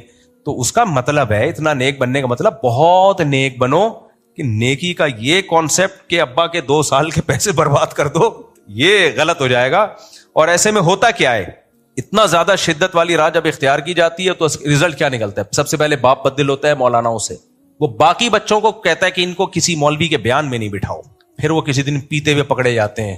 صحیح ہے نا, کیونکہ بیٹھتے نہیں تھے کسی بزرگ کے بیان میں, کیونکہ بزرگ ان کو وہ والا تقویٰ سکھا رہے ہیں جو سوسائٹی میں رائج ہی نہیں ہو سکتا. آگے پھر بچی کی جب شادی کا مسئلہ آئے گا تو بزرگ بھی شادی نہیں کر رہا ہوگا. آج کل بزرگ کو بھی ڈاکٹر چاہیے ہوتی ہے, ایجوکیٹڈ لڑکی چاہیے ہوتی ہے, گاؤں دیہات کا ہوگا, ریڑھی لگا رہا ہوگا, ٹماٹر بیچ رہا ہوگا, کہتا ہے لڑکی کم از کم ماسٹرز ہونی چاہیے. غلط ہے سوچ, یہ میں تو اس کا قائل نہیں ہوں, لیکن اس کا کھوپڑی تو آؤٹ ہے. پھر رشتوں میں پرابلم, بیسیوں قسم کے مسائل, پھر وہ لڑکی بھی ڈپریشن میں, بہت سارے مسائل ہیں. تو بھائی جو کچھ چیزیں بولنے کی حد تک ٹھیک ہوتی ہیں, لیکن جب امپلیمنٹ ہوتا ہے اس کا تو وہ سوسائٹی میں چلتی نہیں ہے. اسلام کا اصل حکم تو یہی ہے کہ عورت گھر کی 4 دیواری, اور تعلیم اس کو وہ دلاؤ جو اس کے فائدے کی ہے یا جس کی پبلک کو ضرورت ہے. ہر چیز خواتین کو سکھائی جا رہی ہے, یہ تو غلط ہے نا یار. کل کسی نے مجھ سے پوچھا کہ فوج میں بچیوں کو بھیجنا کیسا ہے, میں نے کہا مرد ختم ہو گئے ہیں کیا, آدمی مر گئے ہیں دنیا میں, اور ضرورت بھی نہیں ہے نا اس کی. بارڈر پہ لڑنے کے لیے مرد چاہیے, آدمی چاہیے, انٹیاں نہیں چاہیے ہمیں. ہوتی ہیں کچھ خواتین پائلٹ بن جاتی ہیں, میں بھی ملا ہوں ایسی پائلٹ خواتین سے, پاکستانی پائلٹ خواتین سے, جگرا ہے ان کا, جہاز اڑا لیا انہوں نے, لیکن یہ تو ہزاروں میں آٹے میں نمک کے برابر ہوتی ہیں ایسی خواتین. نارمل عورت نہیں, اس کا یہ کام نہیں ہے کہ اس کو پائلٹ بنایا جائے, اس کو فوج میں لڑنے کے لیے بھیجا جائے. تو کیوں سوسائٹی میں ایسی چیز کو پروموٹ کیا جا رہا ہے؟ کوئی ایک آدھ پیدا ہو گئی جو جہاز لے کے قلابازیاں ہوتی ہے تو ٹھیک ہے. صحابیات میں بھی 2-4 خواتین ایسی تھیں جو گھوڑے کی پشت پہ سوار ہو کے دشمن سے لڑی ہیں. حضرت خولہ جو تھی جنگی ٹوپی پہن کے باقاعدہ لڑی, لوگ مر سمجھ رہے تھے ان کو. تو لیکن یہ استثنائی صورتیں ہیں. اس کا یہ مطلب نہیں ہے کہ ہم بچیوں کو ترغیب دینا شروع کر دیں کہ آپ فوج آرمی میں جائیں, آپ پائلٹ بنے. نہیں بھائی, سارا نظام خراب ہو جائے گا اس سے. عورت گھر کے لیے تو میڈیکل سائنس تو ضرور, تو اس میں تو لیڈی ڈاکٹر کا ہونا ضروری ہے نا. ہم بھی اپنے گھر کی مستورات کو کہیں علاج کے لیے لے کے جاتے ہیں تو لیڈی ڈاکٹر ہی تلاش کر رہے ہوتے ہیں. ڈینٹسٹ بنے ہوئے میل ڈاکٹر اور لڑکیوں کے علاج کر رہے ہیں. وہ ڈینٹسٹ میں فیمیل ڈاکٹر کا ہونا بہت ضروری ہے بھائی. فوری طور پر ڈینٹسٹ لڑکیوں کا ایک جماعت ہونی چاہیے, ایکسپرٹ ڈاکٹر, تاکہ لڑکیوں کا علاج تو لڑکیاں کریں یار. اب اس میں کیا کہ لڑکیاں ڈینٹسٹ بھی نہ بنے تو بھائی یہ تو ایک بے حیائی کو آپ ایک پروموٹ کر رہے ہو. تو جن شعبوں میں ضرورت ہے ان میں تو ٹھیک ہے. کمزور مالی حیثیت کی وجہ سے سسرال والے زکوٰۃ کے پیسوں سے آ کر مجھے تحفے تحائف دیں تو کیا اس جگہ رشتہ کرنا جبکہ میرے والدین کے گھر میں کشادگی ہے؟ سسرال والے زکوٰۃ کے پیسے دے رہے ہیں, ان کو بتا دو ہم زکوٰۃ کے مستحق نہیں ہیں, پھر بھی دے رہے ہیں تو کھا جاؤ, آپ کی ذمہ داری پوری ہو گئی. اتنا اچھا سسرال میں نے دیکھے نہیں ہے کیا کہ تعاون کرے. آنکھ کھلے گی تو آپ کو پتہ چلے گا یہ خواب تھا. مفتی صاحب, بندہ کون سے فرقے کو فالو کرے, بریلوی, اہل حدیث یا دیوبندی؟ یہ کئی بار اس کا جواب دے چکا ہوں. کسی فرقے کو فالو نہ کرو, اس اسلام کو فالو کرو کہ جب بر صغیر میں اسلام آیا تھا تو کوئی فرقہ نہیں تھا. جو اسلام آیا تھا اس اسلام کو فالو کرو. وہ کون سا اسلام آیا تھا وہ میں آپ کی خدمت میں پیش کر دیتا ہوں. دیکھو ہوا یہ ہے, عبداللہ بن مسعود گئے کوفہ. حضرت عمر نے عبداللہ بن مسعود کو کہاں بھیجا؟ کوفہ بھیجا. اور حضرت علی نے بھی کوفہ کو اسلام کا یعنی دارالخلافہ بنایا. حضرت علی کے ساتھ 1400 صحابہ بھی چلے گئے جو علم میں بہت پایہ درجے کے تھے. تو کوفہ اسلام کا مرکز بن گیا, سمجھ رہے ہو. لہذا حدیث سب سے زیادہ کہاں سے پھیلی؟ کوفہ سے. بخاری مسلم کے راویوں میں کوفہ کے راوی سب سے زیادہ. قرآن جس قرات پہ ہم پڑھتے ہیں وہ بھی کوفہ کی قرات. تو اسی طرح قرآن و حدیث سے جو مسائل نکالے گئے جس کو فقہ کہا جاتا ہے وہ بھی کوفہ کا دنیا میں سب سے زیادہ رائج ہوا ہے, کیونکہ حضرت علی اور عبداللہ بن مسعود کے شاگردوں نے کوفہ کو مسکن بنایا. ان کا علم دیگر اصحاب سے زیادہ تھا. تو پھر عبداللہ بن مسعود کے جو فتاوا تھے, علامہ ابن تیمیہ نے لکھا ہے جس طرح عبداللہ بن مسعود اور ان کے شاگردوں کے فتوے یعنی ان کی جو فقی آراء ہیں وہ دنیا میں جتنی شہرت ان کو ملی ہے اتنی کسی کو نہیں ملی. تو عبداللہ بن مسعود کے شاگردوں کے بہت سارے شاگردوں میں جو سب سے اہم ترین شاگرد تھے وہ حضرت علقمہ اور اسود تھے, سمجھ رہے, جو عبداللہ بن مسعود کے نائب تھے. سارا علم وہاں ٹرانسفر ہوا. پھر علقمہ اور اسود کے نائب تھے ابراہیم نخعی, تو سارا علم کہاں ٹرانسفر ہوا؟ ابھی تک یہ مسائل ریٹن فارم میں نہیں تھے. قرآن و حدیث سے مسائل نکلے ہوئے تھے, زبانی تھے, ریٹن فارم میں نہیں تھے. جیسے حدیثیں بھی ریٹن فارم میں بعد میں مرتب ہوئی ہیں نا, پہلے صرف زبانی چلتی تھی. کچھ کتابیں تو لکھی گئی لیکن پراپر وے میں کتابیں تو بعد میں لکھی گئی ہیں. تو فقہ بھی ایسا ہی ہے. تو پھر حضرت ابراہیم نخعی جو امام بخاری جن کا نام بڑے احترام سے لیتے ہیں, بڑے تابعین میں بہت بڑے تابعی گزرے, ان کے درجنوں شاگردوں میں سب سے جو سینئر شاگرد تھے وہ حماد الکوفی تھے. تو یہ فقہ ٹرانسفر کہاں ہوا؟ پھر حماد الکوفی کو لوگوں نے امام بنایا. پھر حماد الکوفی کے درجنوں شاگردوں میں جو سب سے اعلیٰ درجے کے شاگرد تھے وہ امام ابو حنیفہ. تو وہی جو حضرت علی اور عبداللہ بن مسعود سے چلتا ہوا فقہ آیا وہ کہاں آ گیا؟ امام ابو حنیفہ کے پاس. امام ابو حنیفہ کے بہت سارے شاگرد تھے لیکن دو ان میں سب سے زیادہ ٹاپ پر تھے, امام ابو یوسف اور امام محمد جن کو صاحبین کہا جاتا ہے. تو جب ان تک آیا نا یہ فقہ تو انہوں نے کہا کہ اس کو ریٹن فارم میں آ جانا چاہیے تاکہ مرتب ہو. اسلامی حکومتیں پھیل رہی ہیں, لا جب تک ریٹن میں نہیں ہوتا تو وہ ایک مضبوط نہیں ہوتا. تو امام محمد نے 6 کتابیں لکھی. یہ بات کر رہا ہوں میں تقریباً 1200 سال پرانی. وہ 6 کتابیں کیا تھیں؟ سیر صغیر, سیر کبیر, جامع صغیر, جامع کبیر, المبسوط, الزیادات. یہ 6 کتابیں لکھی جو آج بھی ملتی ہیں, لائبریریوں میں موجود ہیں. ان 6 کتابوں سے وہ اسلامی فقہ جو نبی سے چلتا ہوا, عبداللہ بن مسعود, حضرت علی اور پھر علقمہ اور اسود اور ان کے واسطے سے ہوتا ہوا ابراہیم نخعی, پھر حماد الکوفی, پھر امام حنیفہ تک آیا. اور امام محمد نے یہ 6 کتابیں لکھ کے اس کو ریٹن فارم میں بولو مرتب کر دیا. تو دنیا میں سب سے زیادہ پھر اسی کو فالو کیا گیا. پھر جب اسلام دنیا میں گیا تو کوفہ کے مجاہدین دنیا میں سب سے زیادہ پھیلے ہیں. وہی مجاہدین بر صغیر میں آئے, سمجھ رہے ہو کہ نہیں سمجھ رہے؟ وہی مجاہدین کہاں آئے؟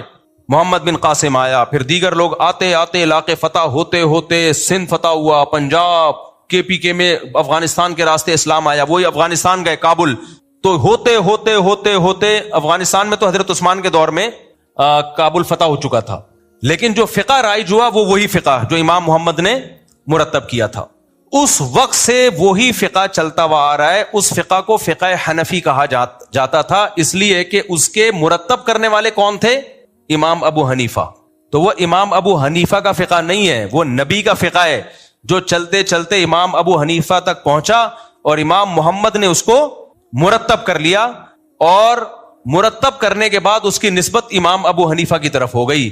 جیسے قرآن وہی تھا، چلتا چلتا حضرت عثمان تک آیا، حضرت عثمان نے ایک ترتیب دے دی ایک کتابی شکل میں، جس کو چونکہ مرتب حضرت عثمان نے کیا تو اس کو کیا کہا جانے لگا؟ مصحف عثمانی. اب لوگ کہیں کون سے قرآن کو فالو کریں؟ تو بھائی مصحف عثمانی کو فالو کرو. اب کوئی کہے میں مصحف عثمانی کو نہیں، میں مصحف محمدی کو فالو کروں گا، ہم کہیں گے بھائی صاحب یہ لفاظی ہے، مصحف عثمانی مصحف محمدی ہی ہے. اس کو عثمانی اس لیے کہا جاتا ہے کہ اس کو مرتب کس نے کیا ہے؟ حضرت عثمان نے مرتب کیا. اب کوئی کہ میں بخاری کو فالو نہیں کروں گا، میں نبی کی کتاب کو فالو کروں گا، ہم کہیں گے بھائی امام بخاری نے نبی کی حدیثوں کو جمع کیا اس لیے اس کو بخاری کا نام دے دیا گیا ہے، وہ محمدی حدیثیں. تو یہ جو فقہ آیا بر صغیر میں، بھائی جب سے اسلام بر صغیر میں آیا ہے نا، اسی کو فالو کیا جا رہا ہے. اب جو اس سے ہٹے گا وہ فرقہ واریت کی بنیاد رکھ رہا ہے کہ امت میں توڑ کیوں پیدا کر رہے ہو. سمجھ میں آ رہی ہے بات کہ نہیں آ رہی ہے؟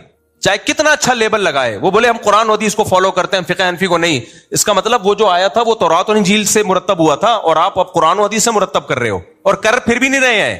میں تو تبھی تو اہل حدیثوں سے کہتا ہوں کہ مرتب تو کر لو بھائی، ہم 4 ہیں 5واں بھی فقہ مان لیں گے، مرتب پھر بھی نہیں ہے. کیوں نہیں ہے؟ کر ہی نہیں سکتے مرتب. وہ اس کی رائے قرآن و حدیث میں کچھ اور ہے، دوسرے اہل حدیث کی رائے کچھ اور ہے، تیسرے اہل حدیث کی رائے کچھ اور ہے. میرے بھائی ہم عوام کو بے لگام اونٹ کی طرح نہیں چھوڑ سکتے کہ ادھر سے فتویٰ لے لو ادھر سے فتویٰ لے لو، پاگل ہو جائیں گے یہ لوگ. یہ کبھی بھی دنیا میں ایسا کوئی بے ضبط چیز چل نہیں سکتی ہے. وہ تو جیسے حدیثیں مرتب ہوئیں، حالانکہ نبی کے دور میں مرتب نہیں ہوئی تھیں لیکن چل گئی اس وقت، اب جب مرتب ہو گئی تو مرتب ہی کو فالو کرنا پڑے گا. قرآن نبی کے دور میں مرتب نہیں ہوا تھا لیکن فتنہ پھیلنے لگا، حضرت عثمان نے مرتب کر دیا. جب مرتب کر دیا تو اس ترتیب شدہ قرآن ہی کو فالو کرنا پڑے گا. تو اسی طرح صحابہ تابعین کے دور میں فقہ مرتب نہیں ہوا تھا، نہ فقہ شافعی تھا، نہ مالکی تھا، نہ حنبلی تھا، نہ فقہ حنفی تھا. تو غیر مرتب چیز چل رہی تھی، لیکن جب مرتب ہو گئی ہے تو اب اس مرتب سے ہٹانا، جو تدوین ہو گئی فقہ کی اس سے ہٹانا، یہ فرقہ واریت ہے. اس پہ آپ اتحاد امت کا لیبل لگا رہے ہو، لیبل اچھا لگا رہے ہو، کام امت کو توڑنے کا ہو رہا ہے. سمجھ میں آ رہی ہے بات کہ نہیں آ رہی ہے؟ تو وہ جو امام محمد نے مرتب کیا تھا، دنیا میں سب سے زیادہ پذیرائی اس کو ملی ہے 2 وجہ سے. ایک مدلل بہت تھا، وہ جاندار تھا کیونکہ اس کی نسبت عبداللہ بن مسعود کی طرف تھی جو بہت بڑے فقیہ تھے اس امت کے، سب سے زیادہ. وہ اس کے بعد پھر فقہ شافعی پھیلا ہے دنیا میں سب سے زیادہ. تو وہ فقہ بھی کوئی تورات اور انجیل سے نہیں نکالا تھا امام شافعی نے. امام شافعی امام ابو حنیفہ کے شاگرد تھے، امام محمد ان کے شاگرد تھے امام شافعی. بہت سی چیزوں میں امام شافعی کا امام حنیفہ سے اتفاق ہو گیا، جن چیزوں میں اختلاف ہوا وہ الگ ہو گئی. سمجھ رہے ہو کہ نہیں سمجھ رہے؟ تو وہ بھی فقہ دنیا میں بہت پھیلا ہے، وہ 30% پھیلا ہے دنیا میں. اور پھر تیسرے نمبر پہ جو افریقی ممالک ہیں ان میں امام مالک کا فقہ بہت زیادہ پھیلا، اس کو بھی امت نے ایکسپٹ کیا. بھائی وہ بھی کہاں سے نکالا گیا ہے؟ قرآن و حدیث سے. تو مالکی اس کو اس لیے کہا جاتا ہے کہ اس کے مرتب کرنے والے کون تھے؟ امام مالک، جو امام حنیفہ کے دور کے ہیں. امام حنیفہ کی ان سے ملاقات بھی، بہت سے مسائل پہ ڈیبیٹ بھی ہوئی، بحث بھی ہوئی. امام شافعی نے بھی ان سے ملاقات کی. چوتھے نمبر پہ امام شافعی کے شاگرد تھے امام احمد ابن حنبل.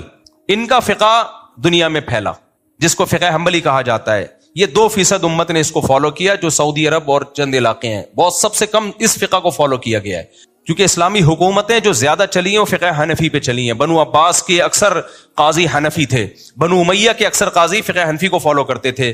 بلکہ اس امت میں فقہ حنفی کو یہ اعزاز ملا ہے کہ اسلامی دنیا کے جو سب سے بڑے جج تھے نا، جن کو سب سے بڑے جج ہونے کا اعزاز حاصل ہے، وہ امام ابو یوسف تھے. وہ تو فقہ حنفی کے بانیوں میں سے تھے. بانیوں کا مطلب مرتب کرنے میں بانی، ورنہ اصل میں فقہ حنفی کے بانی نبی صلی اللہ علیہ وسلم ہے، نبی سے لیا گیا ہی ہے. لیکن مرتب کس نے کیا؟ 4 ائمہ نے. اور بھی ائمہ تھے، مجتہدین تھے، لیکن ان کا فقہ اتنا مدلل اور جاندار نہیں تھا, وہ امت میں پنپ نہیں پایا, چل نہیں پایا. 2-4 صدیوں تک چلا, پھر امت نے اس کو چھوڑ دیا. کوئی سقم ہوگا اس کے اندر, یا اس میں کوئی وجہ ہوگی نا, تو امت پھر ان 4 فقہ پہ جمع ہو گئی. پھر امت کے علماء صلح نے فتویٰ دیا بڑی تعداد میں کہ بھئی اب یہ قرآن و حدیث میں ریسرچ کا کام از کمپلیٹڈ. یہ کیا ہو گیا ہے؟ کمپلیٹ ہو گیا. تو اب 4 فقہ بن گئے ہیں, چاروں میں سے کسی ایک کو پراپر وے میں فالو کر لو. نئے سرے سے کسی مجتہد کو مارکیٹ میں آنے کی ضرورت نہیں ہے. لیکن اہل حدیثوں کو یہ بات سمجھ میں نہیں آئی. انہوں نے کہا ہم نہیں مانتے. علماء نے کہا ٹھیک ہے بھائی, نہیں مانتے تو نہ مانو. انہوں نے کہا ہم نئے سرے سے تحقیق کریں گے. وہ کر رہے ہوتے ہیں تو ہر شخص کی ایک ٹی وی پہ الگ رائے ہے, ہر آدمی کو ترجمہ الگ کر رہا ہوتا ہے. قاری خلیل الرحمان صاحب خلا کی الگ ڈیفینیشن بیان کر رہے ہیں, حافظ زبیر صاحب الگ ڈیفینیشن بیان کر رہے ہیں, تیسرا کوئی اہل حدیث مولانا ہوگا وہ آہستہ جنازہ پڑھا رہا ہے, دوسرا کہہ رہے ہیں زور سے جنازہ ہوگا. اتنے اختلافات. ٹھیک ہے آپ قرآن و سنت کا التزام کر رہے ہو, ہم آپ کو گمراہ یا جہنمی نہیں کہتے, لیکن آپ کا مقصد تو یہ تھا کہ امت ایک پلیٹ فارم پہ آ جائے گی نا, 4 کو ختم کر کے. تو امت تو آپ کے اندر ہی 20 پلیٹ فارم بن گئے ہیں, آپ کے اپنے اندر اتنے اختلافات پیدا ہو گئے. عوام کیا پھر ایسے مذہب کو فالو پریکٹیکلی ممکن نہیں ہے بھائی. اس سے دین بیزاری پیدا ہوگی. اس سے کیا پیدا ہوگا؟ اب فقہ حنفی ترکی میں بھی ہے, شام میں بھی ہے, آذربائیجان میں بھی ہے, اور ازبکستان میں بھی ہے. میں تو گیا ہوں افغانستان, پورا ایسے کٹر حنفی ہے نا پٹھان, تو وہ تو ایکسٹریم لیول پہ حنفی ہیں. وہ جب سے کیونکہ اسلام آیا افغانستان یا پشاور میں, اس وقت سے وہ حنفی ہیں. تو انہوں نے تو ایسا پکڑا ہے اس کو. اب ایک صاحب کہنے لگے کہ پشاور میں ہمارا مسلک تیزی سے پھیل رہا ہے. دوسرے نے کہا پشاور میں تو اسلام بہت تیزی سے بہت پہلے آیا تھا, صدیوں پہلے. اس وقت کیا آیا تھا؟ تو وہ غلط اسلام آیا تھا. اب آپ کا مسلک پھیل رہا ہے, تو بھائی جو چیز اب پھیل رہی ہے وہ غلط ہے, جو پہلے سے آ رہی ہے وہ کیا ہے؟ صحیح ہے. سمجھ رہے ہو کہ نہیں سمجھ رہے؟ تو اس لیے ہم تو اسی صدیوں سے اسی اسلام کو فالو کرتے آ رہے ہیں جو امام محمد نے 6 کتابوں میں, پھر ان کتابوں پھر آگے کتابیں لکھی گئی ہے, قدوری ہے, ہدایہ ہے. ان کتابوں کو اتنی مقبولیت ملی ہے نا, یہ صدیوں سے چلی آ رہی ہیں. حتیٰ کہ غیر مسلم جب اسلامی احکام پڑھتے تھے تو وہ بھی ہدایہ پڑھتے تھے. آکسفورڈ یونیورسٹی میں صدیوں تک مسلمانوں کی فقہ کی کتاب ہدایہ پڑھائی جاتی رہی ہے. تو اس لیے ہندوستان میں بھائی فرقہ پرست ہم لوگ نہیں ہیں. ہماری کوئی مسجد نہیں دکھائی جا سکتی کہ ہندوستان میں یہ ان لوگوں کی پہلی مسجد ہے. اہل حدیثوں کی بھی پہلی مسجد دکھائی جا سکتی ہے, اور دیگر فرقوں کی بھی پہلی مسجد دکھائی جا سکتی ہے. ہماری کوئی پہلی مسجد نہیں دکھا سکتا, کیونکہ ہم تو صدیوں, جب اسلام آیا تو ہمارے تو اسی وقت سے آئے ہیں. سمجھتے ہو کہ نہیں سمجھتے؟ تو اس لیے فرقہ واریت کا منجا نہیں ہے. ایک صاحب نے ایک کلپ ریکارڈ کروایا کہ دوستو نہ دیوبندی بنو, نہ بریلوی بنو, نہ اہل حدیث بنو, کیونکہ جب ہندوستان میں اسلام آیا تھا اس وقت کوئی فرقہ نہیں تھا, وہ بنو. اچھا وہ کہہ رہے ہیں نہ حنفی بنو, جب ہندوستان میں اسلام آیا تھا اس وقت یہ فرقے نہیں تھے تو وہ بنو. بھائی جب ہندوستان میں اسلام آیا تھا تو فقہ حنفی آیا تھا. ملیشیا میں جب اسلام آیا تھا تو فقہ شافعی آیا تھا. سعودی عرب جو اسلام کا مرکز ہے اب تک فقہ حنبلی ہے اس میں. سمجھ رہے ہو کہ نہیں؟ اب تک اس کا لا کیا ہے؟ قانون فقہ حنبلی. ہاں اب اس کو آہستہ اب چینج کر رہے ہیں, لیکن جب سے فقہ حنبلی مرتب ہوا ہے تو سعودی عرب کا لا ہی فقہ حنبلی بنا ہوا ہے. جب مرتب نہیں تھا تو پھر تو نہیں تھا, پھر تو آزاد تھے. جب ایک ریٹرن میں مرتب ہو گیا تو اس کو لا کی شکل دے دی گئی. تو اب تک سعودی عرب میں فقہ حنبلی ہی تھا. 2022 میں بڑی چینجنگ ہونا شروع ہوئی ہے, کیونکہ فقہ حنبلی میں رہتے ہوئے بہت سی سیکولر قوتوں کو قرآن و سنت کی اپنے حساب سے وہ تشریح نہیں کر سکتے.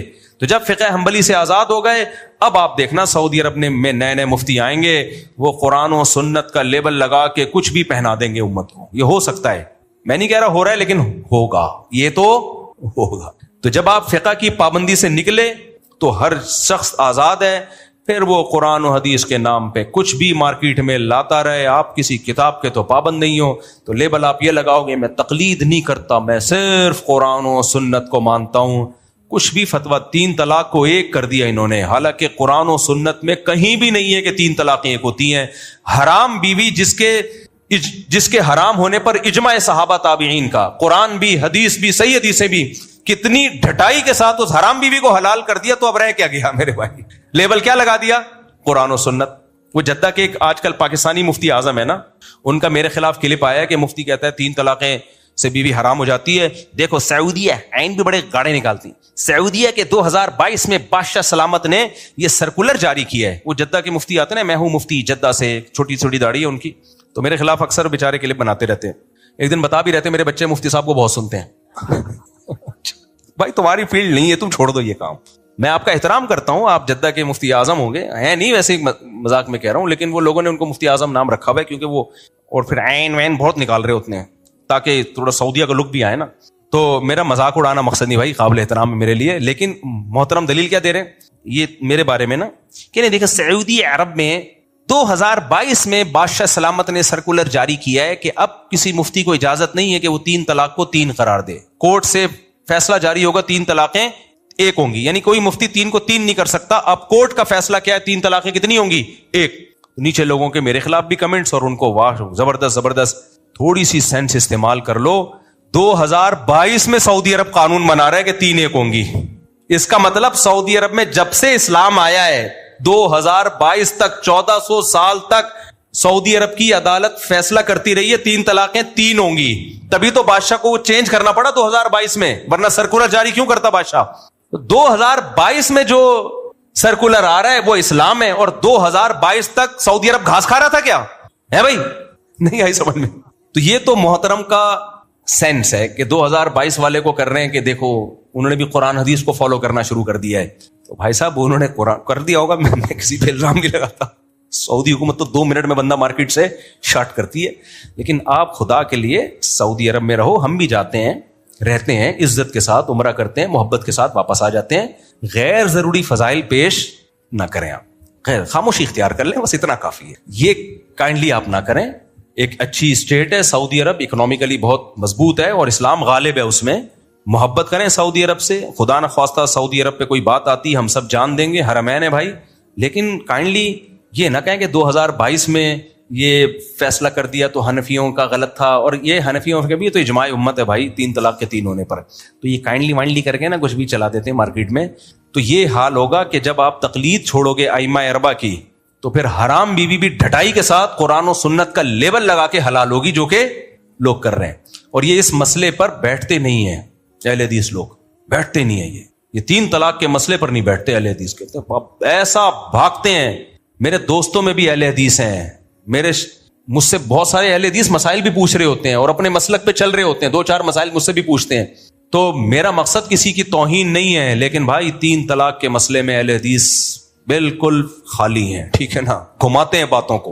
اور یہ کبھی کسی, ابھی قاری خلیل الرحمان صاحب آئے تھے نا, مفتی رشید احمد خورشید صاحب, وہ بیٹھ گئے تھے رمضان میں. میں نے کہا ان کو 3 طلاق کے مسئلے پہ دائیں بائیں نہیں جانے دینا, ان سے یہ ڈیبیٹ مکمل کروا کے چھوڑنا. آپ طلاق ثلاث کا مسئلہ رمضان میں اٹھائے, میں نے کہا ان سے کہیں آپ اٹھاتے رہیں اس کو, لیکن وہ انہوں نے چینج کیا, وہ 2-4 کوئی اور مسئلے پہ بات کرو. کیوں اور آپ تو ہم 8-10 سال سے آپ کو ٹی وی پہ دیکھ رہے ہیں, یہ مسئلہ آپ اٹھا رہے ہو, حدیثوں کا ترجمہ بھی غلط کر رہے ہو آپ.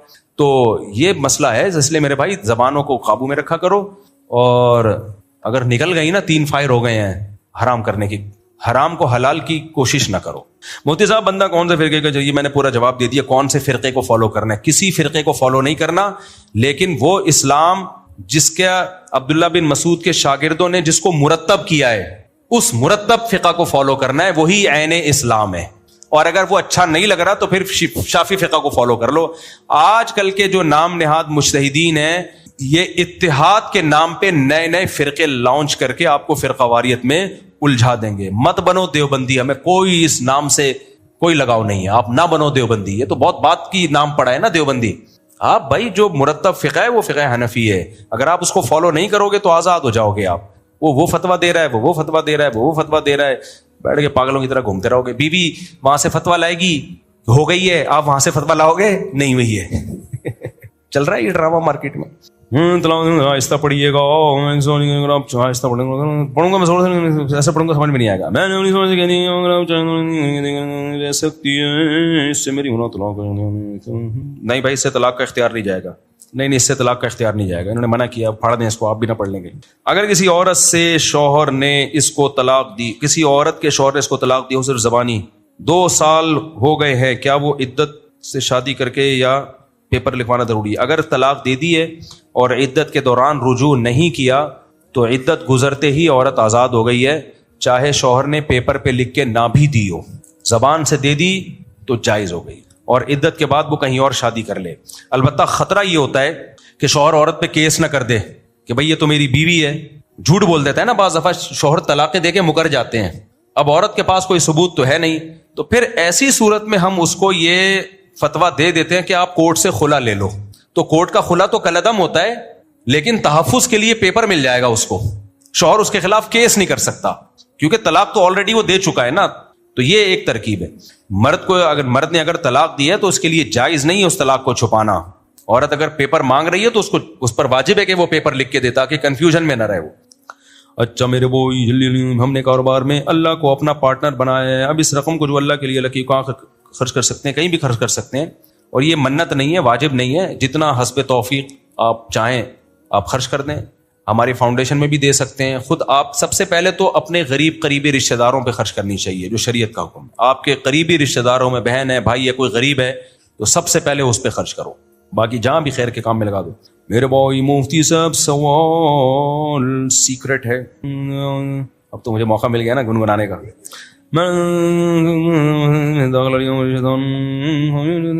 اتنا کچھ سیکرٹ بات تو نہیں لکھی، میں سمجھا پتہ نہیں کوئی کیا لکھا ہوا ہوگا اس کے اندر. کوئی سیکرٹ بات تو نہیں، کوئی سیکرٹ بات نہیں ہے یار.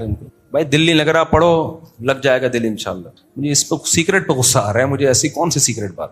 میرے مالی حالات کچھ سال سے خراب چل رہے ہیں، دعا فرما دیں اللہ تعالیٰ حالات بہتر کرے. دل سے دعا ہے جی اللہ تعالیٰ آپ کے حالات بہتر کرے، قرضہ اتار دے آپ کا.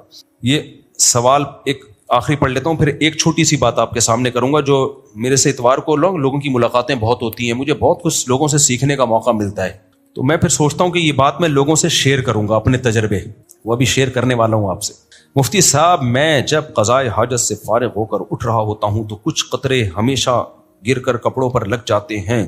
اس وقت مجھے بار بار قطرے کپڑے بدلنے پڑتے ہیں. ٹیشو پیپر جیب میں رکھا کریں اور جگہ کو سکھا لیں. پھر بھی اگر کوئی ایک آدھ قطرہ نکل آئے تو اندازے سے شلوار کا وہ حصہ دھو لیں. ویسے ایک دو قطرے ویسے بھی معاف ہیں، اس کے ہوتے ہوئے بھی نماز پڑھ سکتے ہیں، سمجھ رہے ہیں. لیکن اگر آپ کا غالب گمانے کے پیشاب زیادہ پھیل چکا ہے تو اندازے سے شلوار تھوڑی سی دھو لیں. اندازہ بھی کافی ہے. اس کے لیے خوردبین سے مطالعہ کرنا کہ ادھر قطرہ لگا ہوگا اور باقاعدہ اس کو گوگل میپ پہ جا کے سرچ کرنا، اس تکلف کی ضرورت نہیں ہے. حضرات فقہاء نے مسئلہ بیان کیا ہے کہ آپ کے 2 پائنچے تھے، دونوں میں سے ایک گندا ہو گیا، ناپاک ہو گیا، خشک ہو گیا. اب آپ کو سمجھ میں نہیں آ رہا کون سا ناپاک ہوا تھا، تو اندازے سے کوئی بھی ایک دھو دو کافی ہے. سمجھ رہے ہو کہ نہیں سمجھ رہے؟ تو یہ وہی فقہ حنفی نا صدیوں سے جو چلا آ رہا ہے. فقہاء نے بہت پہلے ہی مسائل نمٹا دیے. پہلے حدیث سے پوچھو گے وہ اجتہاد کرنا شروع کر دے گا. قرآن و حدیث میں تو اس کی وضاحت ہے ہی نہیں نا، کہاں سے لاؤ گے ایسا اجتہاد؟ پھر وہ کچھ اور بتائے گا، وہ کچھ اور بچائے گا کہ دونوں پائنچے دو، وہ کہے گا کوئی کہے گا دھو ہی نہیں، کوئی کیا کہے گا، کوئی کیا کہے گا. تو یہ بڑا مسائل. ہمارے تو ایک مرتب فقہ چلا آ رہا ہے. تبھی آپ حنفیوں میں یا شافیوں میں پوری دنیا میں جہاں بھی جاؤ گے 99% سیم جواب ملے گا. 1% میں ہاں جدید مسائل میں اجتہاد ہوگا، جو جدید مسائل ہے تو 1% میں آپ کو اختلاف ملے گا. وہ بھی بسا اوقات کم علمی کی وجہ سے. وہ ریلائبل مفتی نہیں ہوتا، اس کے پاس علم کامل نہیں ہوتا. ایک چیز دیکھو جو میں لوگوں کے حالات سے دیکھتا ہوں نا، مالی تنگی، جب مرد مالی پریشانی میں مبتلا ہوتا ہے نا بہت شدید ڈپریشن میں جاتا ہے. وہ بیماریوں سے اتنی ڈپریشن نہیں ہوتی جتنی مالی تنگیوں سے ہوتی ہے. لوگ مل رہے ہوتے ہیں اور پیسے نہیں، اور ایسے حالات ان کے خراب ہوتے ہیں. ابھی اللہ بچائے ایک بندے نے خودکشی کی، بچ گیا کیونکہ وہ خاندان بڑا ہے، پیسے نہیں ہے اور مسائل. اور جب میں ان لوگوں کی تہ میں جاتا ہوں نا، انکوائری کرتا ہوں، یہ مالی پریشانی کا سبب خود ہوتے ہیں. یہ اب آپ کے اتنے بچے ہیں، آپ جاب چھوڑ کیوں رہے ہو بھائی؟ پھر لوگ کہتے ہیں مفتی صاحب کہتے ہیں اتنے بچے پیدا کرو، پیسے ویسے ہیں نہیں. بچے تو مفتی صاحب کا بیان سن کے پیدا کر دیے، پیسے نہیں ہے. اچھی بھلی جاب چھوڑ دی یہ سوچ کے کہ میں بزنس کروں گا، نہیں چلا وہ بزنس، جاب سے بھی گئے، فاقے پڑھنا شروع ہو گئے چھلانگ لگا کے. تو شکر ہے بچا لیا کسی نے، ڈوبنے کی کوشش کی، بچ گیا وہ بندہ. تو اور لوگ آتے ہیں اس طرح کے، جی یہ ہوا تھا. تو 99.9% وہ لوگ ہیں اس میں جو قدرت کی طرف سے پیسوں کا مسئلہ نہیں ہوتا، وہ ان کی اپنی کسی حماقت سے ہوتا ہے. کروڑ روپے فلاں کو دیا تھا، ڈوب گئے. ابھی چند دن پہلے کیس آیا کہ میرے والد صاحب نے کروڑوں روپے کا لون لیا ہوا تھا کسی سے کاروبار چلانے کے لیے، وہ چلا نہیں. تو اب وہ لون کی ڈپریشن کی وجہ سے ابا جوانی میں ہی فوت ہو گئے. اتنی اسٹریس لی گھر میں. ظاہر ہے عزت دار آدمی کے گھر کے باہر جب لوگوں کا رش لگا ہوتا ہے تو وہ کیسے برداشت کرے گا، وہ ڈپریشن میں انتقال ہو گیا. ابا جب گئے تو بچے تو اس سے بڑی اسٹریس میں آ گئے کہ ایک واحد ذریعہ تھا وہ بھی گیا. اب وہ سارے قرضے دار بچوں کے سامنے کھڑے ہوئے ہیں، بچے کہہ رہے ہیں ہم کہاں سے دیں بھائی. تو میرے بھائی ایسے کام کرتے کیوں ہو جس سے کل آپ کو یہ مصیبت ہو. نبی صلی اللہ علیہ وسلم کی صحیح حدیث ہے، 2 حدیثیں سناتا ہوں. ایک حدیث میں آپ نے فرمایا دع ما یریبک الی ما لا یریبک، جس کام میں ذرا سا بھی تردد ہو، حدیث کا مفہوم پیش کر رہا ہوں اپنے الفاظ میں، ذرا سا بھی جس کام میں شک ہو نا تو اگرچہ اس میں بے انتہا فائدہ ہو لیکن ذرا سا بھی نقصان کا خطرہ ہو تو اس کام کو چھوڑ دو, کم فائدے والا کام کرو جس میں نقصان کا خطرہ نہیں ہے. لوگ بڑے گیموں کے چکر میں ہوتے ہیں, بڑے گیموں کے چکر میں کہتے ہیں رسک لیے بغیر تو پیسہ کمانا ممکن نہیں ہے, کچھ رسک تو لینا پڑتا ہے. ٹھیک ہے لے لو پھر رسک, اگر نقصان ہو گیا تو پھر ڈپریشن سے مرو گے اور کچھ نہیں ہوگا. بھائی تھوڑا کما لو, نہ دو 1-1.5 کروڑ کسی کو, نہ لو 1-1.5 کروڑ قرضہ لے کے کاروبار نہ کرو, جتنا جیب میں ہے ٹماٹر کی ریڑھی لگا لو. بھائی کیا جا رہا ہے اس میں, نہ نہیں ٹماٹر کی ریڑھی لگاتے ہوئے ان کو شرم آئے گی. تو اس لیے میرے بھائی خدا کا واسطہ قرضے لے لے کے کاروبار مت کریں, اس میں بہت کم لوگ کامیاب ہوتے ہیں. اس کے بعد قرضے چڑھتے ہیں, اس کو اتارنے کے لیے پھر سود بھی لیتا ہے, پھر ادھر سے سود, پھر ادھر سے سود, پھر سودوں میں جکڑتا چلا جاتا ہے, بیڑا غرق ہو جاتا ہے, تو ڈپریشن میں جاتا ہے, زندگی کے جینے کا مزہ ختم ہو جاتا ہے. ہم آپ کے سامنے بیٹھے ہوئے, ہم نے اللہ کا شکر ہے جیسے بھی حالات, اول تو کوئی خاص برے حالات آئے نہیں الحمدللہ ہمارے اوپر, لیکن ظاہر ہے میرے بھی بیوی بچے بہت کچھ, لیکن ہم نے کہا بھائی جتنا جیب میں ہے اسی پہ گزارا کرنا ہے, قرضہ نہیں لینا. بھائی دیکھو آدمی بھوکا بھی گزارا کر لیتا ہے, اگلے ٹائم پہ کھا لے گا, اس کو ڈبل مزہ آئے گا. کسی کا پیسہ چڑھا ہوا ہو, وہ ٹارچر کر رہا ہو, عزت کا جنازہ نکال رہا ہو, پھر آپ کو ہر وقت یہ غم ہو اس کے پیسے دینے, میں نے زندگی کے مزے خراب ہو جاتے ہیں. تو اس لیے کسی قیمت پہ بھی چلتی ہوئی جاب نہیں چھوڑنی ہے. بحریہ ٹاؤن میں 1 ارب روپے ایک آدمی کے ڈوبے ہیں. کتنے؟ اور آج نہیں, 7-8 سال پرانی بات ہے. 7-8 سال پہلے 1 ارب کی کیا ویلیو ہوگی, کیونکہ بحریہ ٹاؤن کی جب زمینیں اوپر جا رہی تھی نا, اس بندے نے کیا کیا, ہمارے ایک جاننے والا تھا, اس نے ساری پراپرٹیاں, اپنا گھر بھی بیچ دیا. اس نے بولا سب ادھر جھونک دو یار, اگلے سال ڈبل کا ڈبل ہو جائے گا, یہ گھر تو بنتا رہے گا بعد میں. کچھ عقلمند لوگوں نے کہا کہ بھائی اس کا بھی تو امکان ہے کہ نہ ہو. اس نے کہا یار نہیں ہے, میں نے سارے اسٹیٹ ایجنٹ سے معلوم کر لیا ہے, پوری رپورٹ ہے کہ یہ تو ڈبل ہوگا. وہ نہیں ہوا, وہ دھڑام سے قیمتیں نیچے آئی ہیں, روڈ پہ آ گیا وہ بندہ, ذاتی گھر سے بھی گیا ہے وہ آدمی. کیوں جوئے کھیلتے ہو, یہ بھی ایک قسم کا جوا ہی ہو گیا نا, تو کیوں ایسا کام کر رہے ہو. تو ہمیں شریعت نے اسباب کا حکم دیا ہے. دیکھو علماء نے یہ بات لکھی ہے کہ اللہ نے جگہ جگہ قرآن میں کہا نا مال جمع کرتا ہے, گنتا رہتا ہے, تو یہ کنجوسی اچھی چیز نہیں ہے, تو مال جمع کرنا اچھا کام نہیں ہے. لیکن علماء نے اس کے باوجود لکھا ہے کہ کم سے کم 1 سال کا مال جمع کرنا ضروری ہے. یہ مال جمع کرنے میں نہیں آتا, یہ ضرورت ہے. کیا مطلب, آپ نے اپنے گھر کے خرچے دیکھ لیے کہ یار میرا گھر کا 1 لاکھ خرچہ یا 1.5 لاکھ خرچہ یا 50,000 خرچہ جو بھی ہے, تو آپ کو اندازہ ہو گیا میرے گھر کا لم سم خرچہ فار ایگزامپل 1 لاکھ ہوتا ہے, ایک مثال ہے. تو آپ یہ فرض کر لو یار آج میری جاب چلی گئی نا, تو میں تو روڈ پہ آ جاؤں گا, تو میں کم سے کم 1 سال کا نان نفقہ جمع کر کے رکھوں. تو آپ نے کیا کرنا ہے, 12 لاکھ جمع کر لینے, اور کیش کی شکل میں نہیں, 12 لاکھ کا گولڈ خرید کے لاکر میں ڈال دو. آپ سمجھ میں آ رہی ہے بات کہ نہیں آ رہی ہے؟ گولڈ بھی وہ خریدو جو فوراً کیش یعنی اس کی شکل میں ہو, اینٹوں کی شکل میں. اس میں پیسے بچاؤ, آپ شروع میں کنجوسی کر لو, اس کنجوسی کا کوئی گناہ نہیں ملے گا آپ کو, یہ ضروری ہے. کل لوگوں کے سامنے بھیک مانگنے سے بہتر ہے شروع میں تھوڑا سوکھی روٹی پانی میں ڈبو. بیگم کو بھی سمجھا دو, بیگم دیکھو جاب کبھی بھی جا سکتی ہے, یہ توکل جائز نہیں ہے ایسا کہ بعد میں اپنی لیے مصیبت کھڑی کرو, یہ وہ توکل نہیں ہے وہ. بیگم کو بھی بتا دو, دیکھو بیگم شروع میں سوکھا چارہ کھا لیں گے ہم, صحیح ہے نا, سوکھی روٹی کھا لیں گے ہم, ابھی میں پیسے بچا رہا ہوں, اور یہ نہیں کہ میں کنجوس ہوں, 1 سال تک, کہ اس سے زیادہ نہیں, پھر زیادہ کی تو کوئی حد ہی نہیں. ہماری جاب چلی گئی, وہ بیگم کہے گی کیوں جا رہی ہے آپ کی جاب, اللہ نہ کرے ایسی باتیں نہیں کرو آپ, اللہ نہ کرے, اللہ نہ کرے. بھائی اللہ ہی کرتا ہے, اللہ کرنے پہ آتا ہے تو سب کچھ کرتا ہے. تو اللہ نے کوئی گارنٹی نہیں لی ہے, اللہ نے رزق کی گارنٹی لی ہے بشرطے کہ آپ اپنی ذمہ داری پوری کریں. آپ تو آپ نے کیا کیا بھائی, 1 سال کا آپ نے بچا کے گولڈ خرید کے لاکر میں ڈال دیا کہ آج اگر جاب لیس ہوتا ہوں تو میرے پاس 1 سال کا گزارا ہے, اس دوران میں کوئی دوسری جاب تلاش کر لوں گا. بزنس کرتا ہوں تو تجربے کے لیے 1 سال بھی بہت ہوگا میرے پاس. لوگ کچھ بھی نہیں کر رہے ہوتے, اور جاتے ہی ایک دم جب عذاب آیا, مصیبت آ گئی, ادھر سے غفار بھائی 50 روپے مل جائیں گے یار. پھر جمشید بچپن کے دوست کو بھول گیا.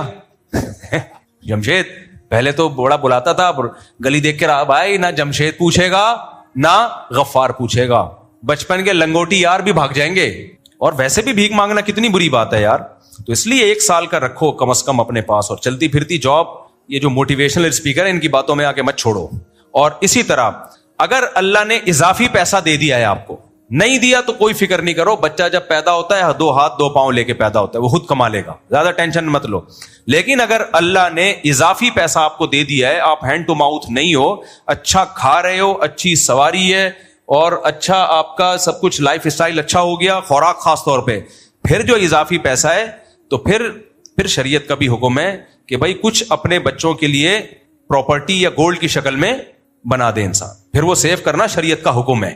میں تو ذاتی گھر بنانے کا قائل نہیں ہوں, ان لوگوں کے لیے ہوں جو تنخواہوں پہ چل رہے ہیں, دکان پکوڑوں کی اور باتیں کروڑوں کی, وہ پھر اپنا جو ہے نا کھانا پینا بھی بھوکے رہ کے گھر بنا رہے ہو, تو یہ کوئی کمال نہیں, یہ دنیا کی محبت ہے.